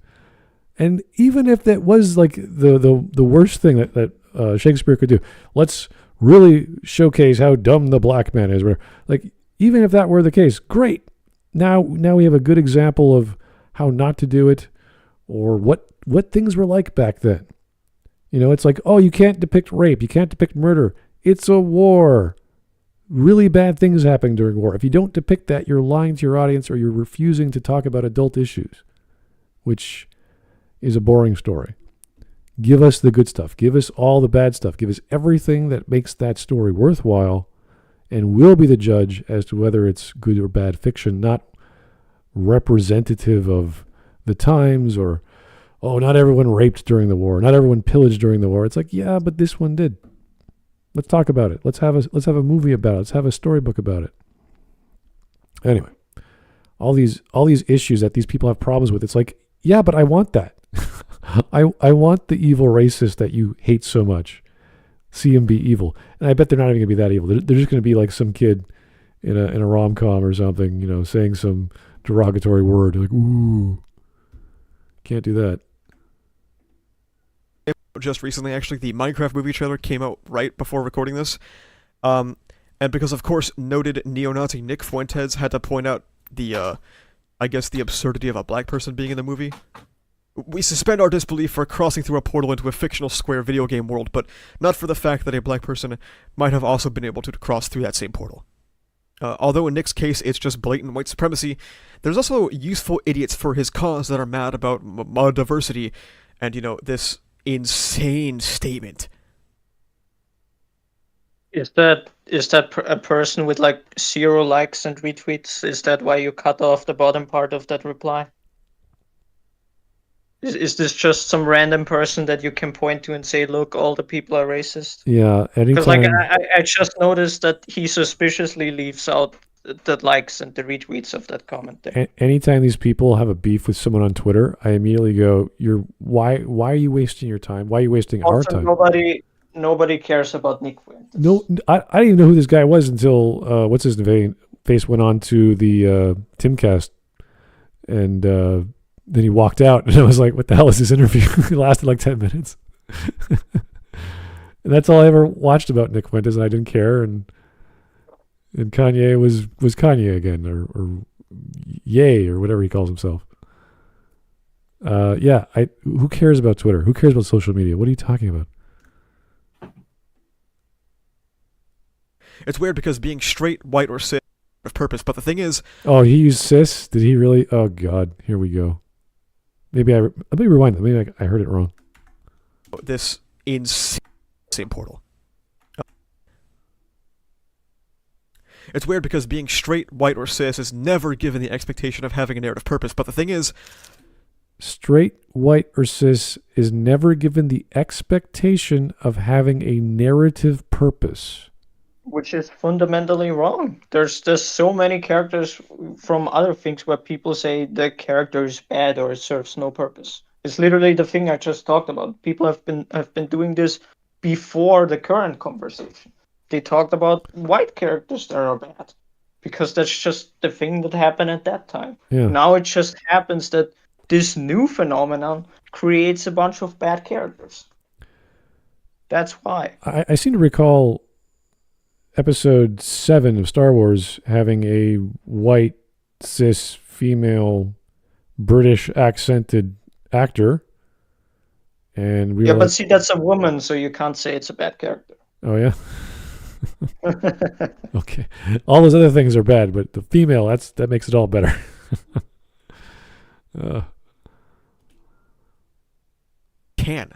Your racial identity can be extremely moving and introspective plot lines in narratives. It's a story about Minecraft. I really don't think anyone cares about... Also, he's completely overlooking the fact that, again, these are cherry-picked examples. The main reason why people are upset at the Minecraft movie is because there's people in it. People don't want a Minecraft movie with live-action people. They want Steve. They want Steve to be the character. They want blocky people. They don't want whatever the fuck this is. Yeah, like in the Mario It's like movie. Hollywood is obsessed with taking like these properties and making them into an isekai for some reason. It's the same with Sonic. It's just a reverse isekai The instead live, of just being about But Sonic Hollywood in always his own did, no matter the universe. franchise. yeah, the live They action. always do it. It's so creatively bankrupt. Like this Yeah, is when they make a Smurfs movie, they make it, the Smurfs are now in New York, and it's awkward for the normal humans. well, all this is to It even me. happened in the SpongeBob movie because they go like on the surface briefly with like Heslov. Well, all this to me is a bad version or regurgitated version of Tron. You're taking another video game franchise or a video concept of being digitized into a virtual world, and you're telling another version of it with a popular franchise. And that's all it is, and there's no reason to do that. You could have, if they did that with Happened Mario. Mario too. Yeah. Yeah, it happened with Mario too. It's like every time it's an isekai or a reverse isekai, they can't make a movie where it's just in the setting and it's just those characters. There's no real people. Yeah. They can't do that. Well, Mario does get the excuse that he is from Brooklyn. Oh, but that's a stereotype. You can't do that's bad because then you depict Italians and New Yorkers as Irish, Italian, and that's you're gonna have some bad ideas when you grow up, or children are, I guess. I don't know. It can only be about black people, and not real Africans, but the weird American black people that have no actual root culture. And I think that's Africans why. don't even like. Yeah. Yeah, and I think that's why, because socialism doesn't want you to have your root culture. Otherwise, they would cheer for African culture, but they don't. They don't bring us the Anansi movie. They don't bring us the Shango movie. No, they just prop up these cultureless Black Americans with their redneck culture that is completely outdated, which was a very strange adaptation to of the people from northeastern England around the Scottish border, and they were doing all this lazy seeming stuff, and yes, it was in a way, but it was also because that was a land riddled with bandits. So if you actually stockpiled, it would just make you a target.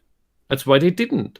And when these people moved to America, they eventually grew out of that culture of strife. But the Black Americans, who were the descendants of slaves, they first adopted that culture, but then didn't grow out of it. And there's a difference between those and the original city-dwelling blacks that were already educated and everything. You can read up all of this in Thomas Sowell's book, Black Rednecks, White Liberals, which I think is available as an audiobook on YouTube for free, at least most parts of it. And oh no, Thomas Sowell is a black man, but he's not in line with the socialist dogma. What do we do now? Oh, well, I guess he's a race traitor because he's not a socialist. Well, in regards to the post here, I don't know about Nick Fuentes, but movie trailer debuts Fuentes is a joke. Featuring This fat is just a troll. black woman. I'm like, well, I don't know the stats of people who play Minecraft, and I would be curious what they are. So maybe that's a little different from all the other people who play Minecraft and know fat black women who do. I don't know. Maybe it's an adult thing. He's just leaving out the fact that the main point is just like, if you think Minecraft, you don't think black woman. You also don't think Jack Black. You don't think any of these people. You think about Steve. You think about a creeper, maybe like a cow, an Enderman, a skeleton. You don't think about actual actors because nobody is asking for this. The thing is, fat black woman has just become the left scollywog. It's a black stereotype, and the left pops it up all the time, and it's annoying. And I only ever prop up annoying stereotypes. Have to be. A character can just be gay because they're gay, and that's about it. It's cool if you want to write plotlines about minority experiences, but they're... Yeah, but why? Why would you... What's the value of that, though? Like, I remember reading a lot of gaming work, And we learn about some of the main characters in one of his storylines. I think it was the Season of Mists. And the main character was a musician, and she ended up being a lesbian. And I was like, oh, okay, interesting. How did that dynamic work? And it plays into the fact that she was being controlled by the Furies. So it's kind of like they see her as an extension of herself. So if it was a man, it probably wouldn't work too well. And it didn't change much. It didn't do much outside of this was a woman having a child. So you could have done the other female being pregnant, but that wouldn't work as well. So the other person could have been a male. That would have worked as well, just as fine, as long as the main character was female.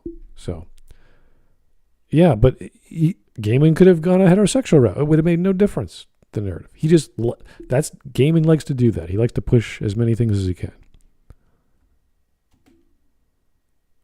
Itself does not necessitate that a straight white character will seemingly never have. Why is our suspension of disbelief supposed to be limited to pale Japanese? Again, the willing suspension of disbelief, it is not the suspension of disbelief. You have to consciously say to yourself, I think this is happening, even though I know it's not real. It's not. Also, he's just using free examples. And they're not Japanese characters. They're drawn by Japanese people, but they are European women. Yeah, I always want people to make this distinction because when you read a book, you are actively interested in pursuing the rest of the book for good or bad. Like some people hate read or they just have to know what happens even though the book is crap. You do it. I finished Dune. I finished the second trilogy. There you go. Great example. I am still alive. There you go.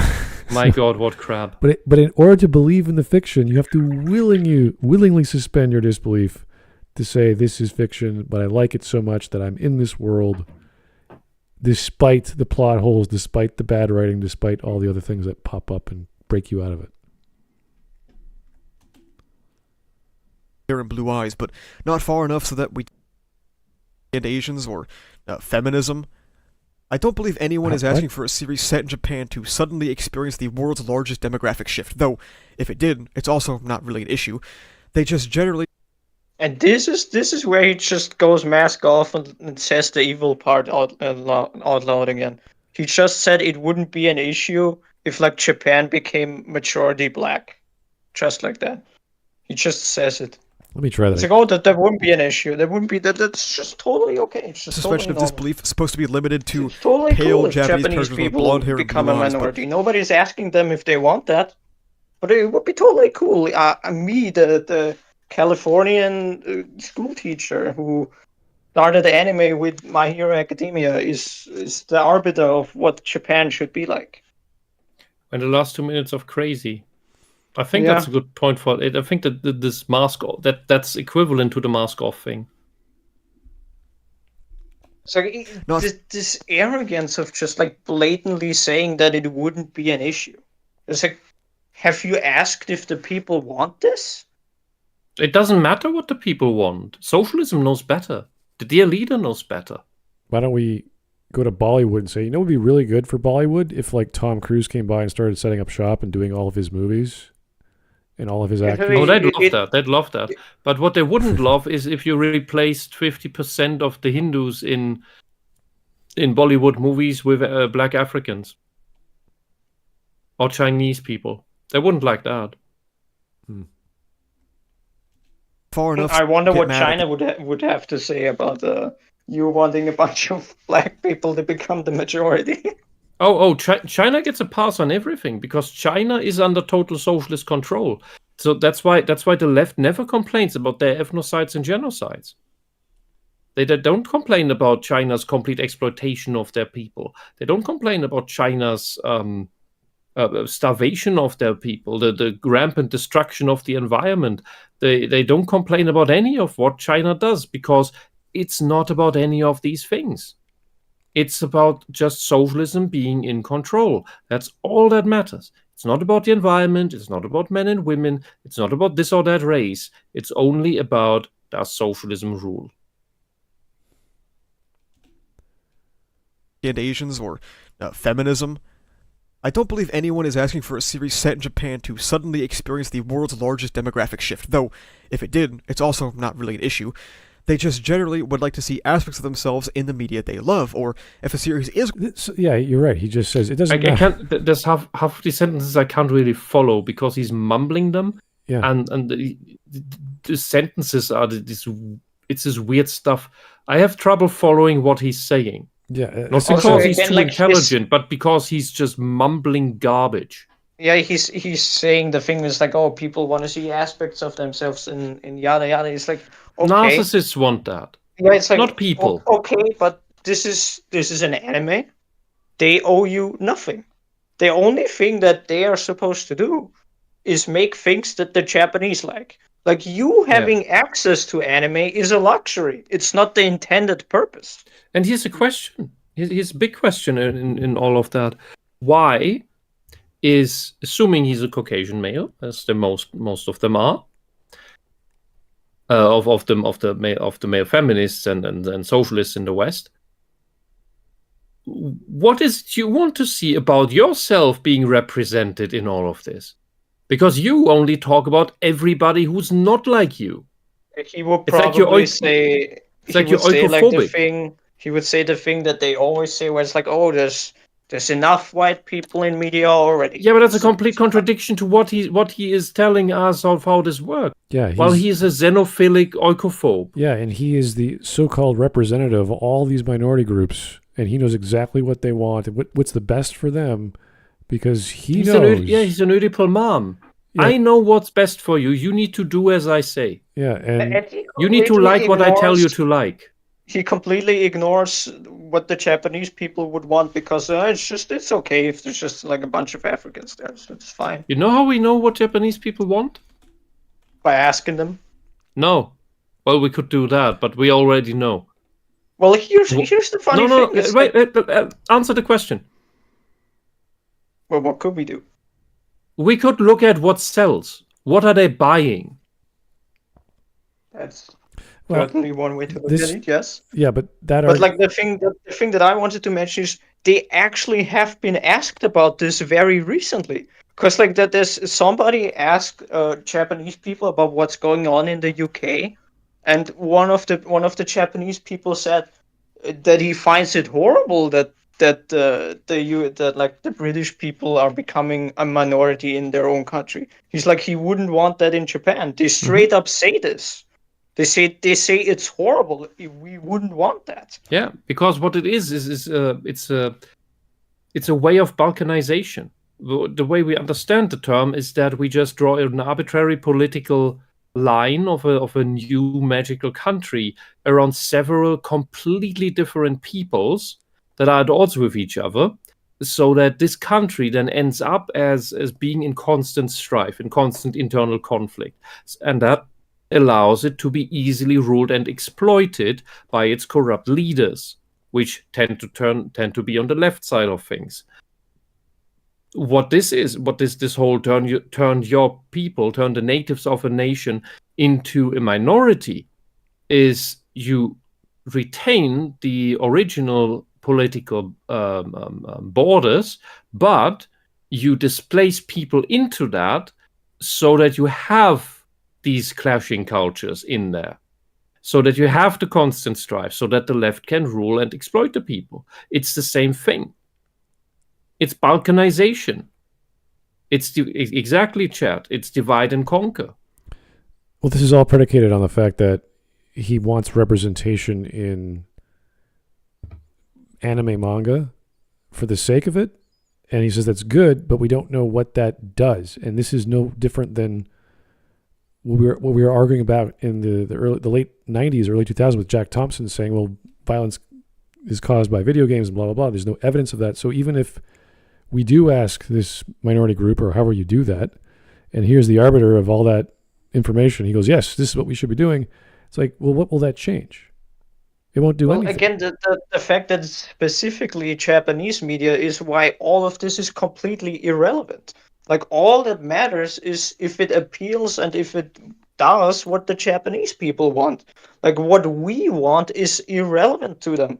It's just a side effect of us being able to like enjoy these things because they're getting translated and all that. Yeah. But like, they're not created with us in mind. Yeah. So and you which saying, tells "Oh, us, I would like more black anime characters." It's like, okay, you can want that, but they don't have to do that. They're not obligated to do that unless Japanese people say they want this. At which point they would probably do it because it would sell. and it's another thing that reveals what these weirdos are really about. They are not the socialists. The left is not about democracy, because democracy means you listen to what the people actually want. But they decry any sort of that as populism. Well, because populism is what the people want. Oh no, we can't do that. Because they think they know better. Their idea of democracy is that the people just love and agree with what the socialist government tells them. It's No, it's the even opposite way worse. around. It's even worse. Their idea of democracy is that they are democracy. It's like, I am democracy. It's like Palpatine saying, "I am the Yes. Senate." It's literally that. Yes, that's what. It's Yes, like, that's what without I've been them, trying there to is say. no democracy. Well, Yes, this is what I've been trying to say. It's all turned upside down. I like how the focus was suddenly made on diversity for the last few minutes, and I don't know how this has anything to do with understanding media or understanding anime or manga or anything related to books or stories. It's just diversity is good, therefore we should have it, and it would be really good if Japan did it. And you're like, what? That's it? That's all you got to say? Here are three random studies by sociologists, if not feminists, with a social slant that no one agrees with, and is so esoteric no one's going to read these studies anyway. I don't mind him bringing up scientific studies, but you don't just copy and paste the synopsis. You actually go into it and show, like, what's the findings? What did you discover scientifically that has value that we can go, oh, this is, if you did like 4 more of these studies, we can figure out that this is what's really happening, as opposed to, well, some guy had a thesis and then he did a study and nothing was conclusive. So it's like every other thing you read out there that's scientific in the social sphere. It's pointless. It's useless. It doesn't change anything. Is he studying social sciences? Is he like doing like a degree in feminism or something? Like, what is the point of that? He's a school teacher. That's all I know. Oh, he is? Oh, That's dear. scary. Children. Yeah, he teaches children in California. Well, that's why they all turn out weird. All right. Well, we got a minute left. Going to do so tastefully and respectfully. They just want to see more people like them doing cool shit, to give people role models that look like them, and to not be used to double down on the... How do you know that? Give us a quote. Tell us why this matters and why a writer in Japan or a producer or director or whatever thinks that would be a great idea. Because I don't care what one person thinks. It's a narcissist projecting his narcissism on the rest of the world, while at the same time actually hating his own people. Which is like, yeah, everybody else is better than my people because I've been told by my ideology that that's the way it is, and because this brainwashing has worked on me, therefore social media and everything is what brainwashes people. Therefore, we need to brainwash people with social media, and social media or any type of media must not contain the ideas that are not our ideas of the ideology. That's all it is. And this is what the culture war is. The culture war is these weirdos against everybody else. they already have to deal with. So to summarize, minority groups are just people. It's not always that deep. Just write them as such. As representation... So you want shallow minority groups? Really? That's your solution? Yeah, because he sees the world in stereotypes. He just wants them to be different stereotypes than the ones he knows. Because, then everything is changed and modern and new from his limited perspective where the world began when he became conscious. That's like saying, there's a beautiful world of people who are different than you. Give the bare minimum, and that's good. That's not how you write, sir. No writer thinks, what we really need in the background with random people talking is a bunch of minority groups. That'd be great. Wherever he's a teacher, take out your children. ...in the world feel more comfortable in their own skin and has the power to shift the status quo. No, it's a frickin' fictional story. He said the quiet part out loud again. He said it again. It's like the power to shift the status quo.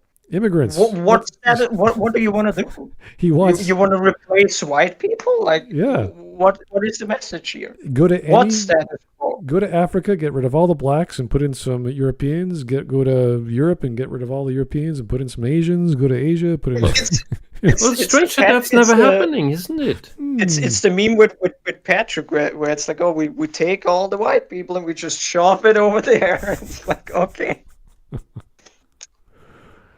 Like, I can't believe he just casually did it again. He just went mask off again and just kept talking. No. I don't want to go to Africa. It's hot and humid and full of insects. Well, I like it up here where it's cold and the insects die in winter. No social science references. No, I think this is good because people are cool and blah blah blah. Just we need more diversity because, which is basically the art for art's sake bullshit. Even though he said don't, even though he specifically said in this video, that's not a good thing. Oh, weird, dude. Sure, minority groups are tired of having to defend their very existence. They're not even doing that. They don't have to do that. This is the leftist thing. It's like nobody has to defend their existence. Nobody's trying to say you don't exist. Nobody's trying to make you not exist. It's a lie. Who is watching or reading or consuming any kind of media and going, I got to defend myself now? But it's here in Europe, we have to defend. We have to defend ourselves, no, because we're under constant attacks by these race-hating racists from the left who think we are the worst demons alive that ever existed and need to be extinguished. We could cover the last 2 minutes of this again, like just for another hour, just to go through everything he just said. And that's by the way, that's the rhetoric that's going on. Yeah, but I mean, they hate a specific race and they want that exterminated. These people are genocidal racists. The ones that have to defend their existence is actually white people, because like we're being blamed for everything. It's like it's like Whisp said. It's like, oh, you're European and white. It's like, oh, you're responsible for everything. It's like, no, I'm not. Not a word about the Islamic slave trade. Not a word about the MP. Not a word about their cultural destruction. Nothing. Not a word about the genocide of the committed by the Zulus against all their neighbors. Not a word about the tribes in Rhodesia, that none of them were natives. They had driven out the natives before any white man ever came there. The natives were peace-loving. There were pacifists who were doing some. Well, agriculture is probably too much, but there were 3 different warring tribes that pushed them out. So by the time that the white people came there and built Rhodesia, there were no natives there. There were only asshole tribes. The same with New Zealand. The original inhabitants of New Zealand were pacifist vegetarians.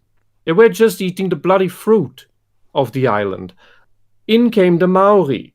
The Maori were cannibals. You know why there are no native? The actual natives aren't left on New Zealand anymore, because they were all killed and eaten. So when the British came to New Zealand, they weren't actually pounding on any poor noble savages, poor natives of New Zealand. The natives of New Zealand were long gone. What was left was a fascist, cannibalistic shit culture. Where's the thing? I need to butt in because it's funny.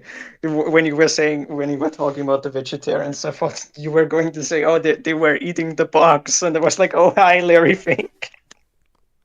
Bugs are not part of vegetarian thingy. Yeah, I know, but I thought you were going to say the bugs. Anyway, about Rhodesia, here's a super chat from Frog Jupiter about the topic.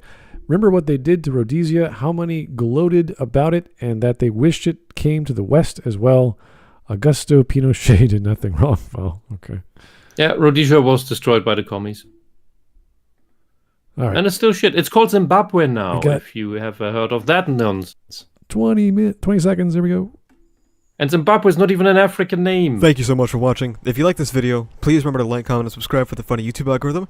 You can also become a YouTube member, which gives you access to behind-the-scenes content, a badge on comments and livestream chats, as well as the use of emotes and videos before their actual release. You can also check the description for socials like Twitter, where I'm objectively correct all the time, and Discord, where we talk about ReZero, My Hero Academia, Jujutsu Kaisen, and stuff like that. That's about it, though. Thank you for watching. You're not funny. See ya. So he watches show. Him saying he's objectively correct is meant as a joke, but it's not funny because he's wrong all the time. So he watches and horribly shonen. so. That's all he does is watches shonen. That's all he knows. Too, Pretty much, yeah. apparently. Yeah. Another one of these guys that all they know is the popular stuff. They don't know anything else. Yeah. Entire world of Well, anime and again, manga. remember, he's the guy who made the videos like that, like Mushoku Tensei is bad because it's pedophilia. Like that was him. No. That's the guy. Oh, that was this guy. Yes. We did cover. Oh, it where we before. also concluded that he said a couple very telling things that render him as projecting. The video title was something like "Is Mushoku Tensei a redemption story?" or something. That's the video. Oh yeah. I vaguely That was the remember. same guy. All right. By the way, a general thing about the Zimbabwe thing. Zimbabwe was they thought it's some ancient, highly developed African culture that had built a castle. That was not the case. It was an Islamic outpost that was used during the Islamic slave trade, and the blacks of Zimbabwe then called their country after that thing because they thought it's some awesome black African thing, when in reality it was about their own enslavement. That's how dumb they are.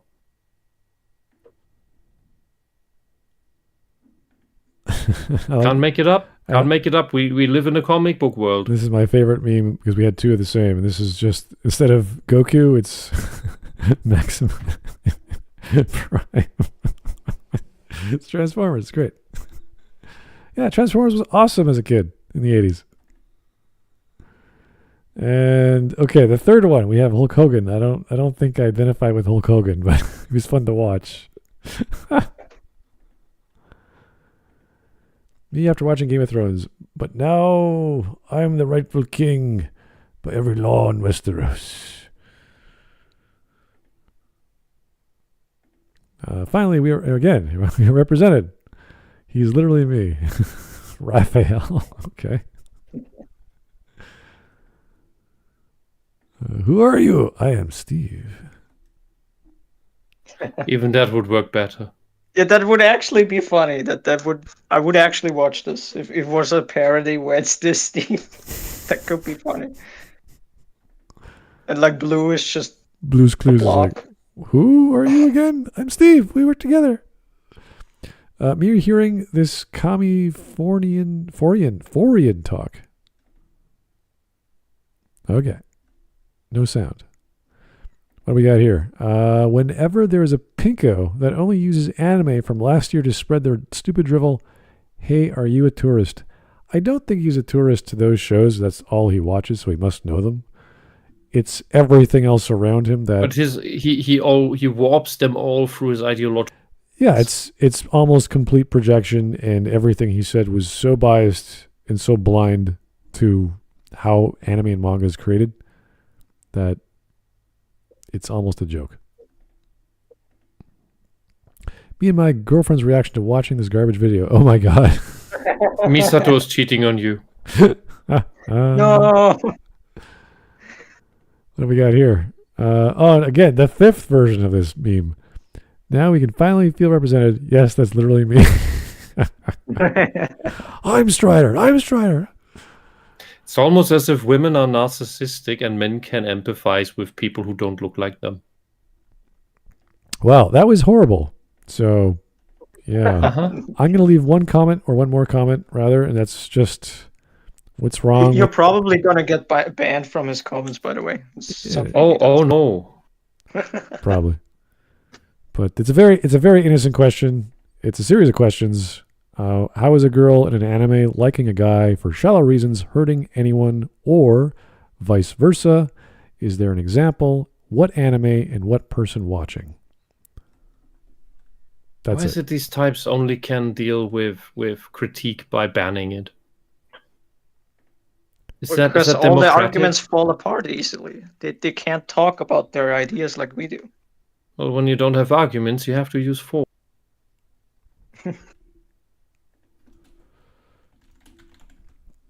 And that's the people who always complain about the abuse of power, which I think is just another one of their tellings that's what they want to do. I just saw on the sidebar, Media Literacy and Dune. It was by Jack Saint 6 months ago.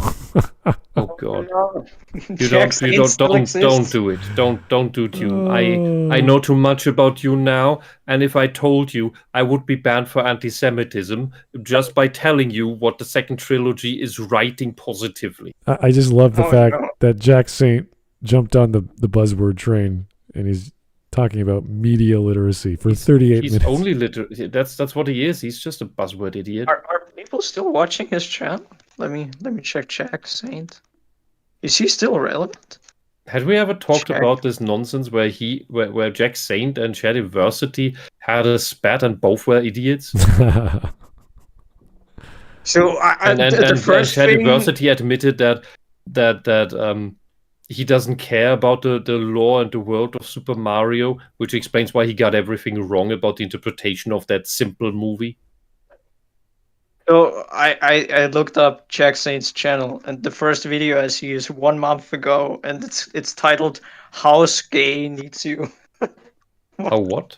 House Gay Needs You. Skay? What is House Gay? I'm I don't assuming wanna it's a know. meme or something. It's him wearing a Chester hat and a sword. Okay. Anyway. I don't want to know. Yeah, that was another extremely biased, very opinionated, subjective pile of something. I'm not even sure what flavor. Boring Californian shit. Western Fucking American Toronto. left-leaning gobbledygook. Yeah, I don't know. Hard to say. Anyway, thanks, guys. That was a fun little anime video to just sit back and laugh at. So, yeah, we can keep covering them again. They're short videos, and they're absolutely bonkers. So, yeah, thanks. We'll talk to you soon. Have yourself a great evening. Good night. Good night.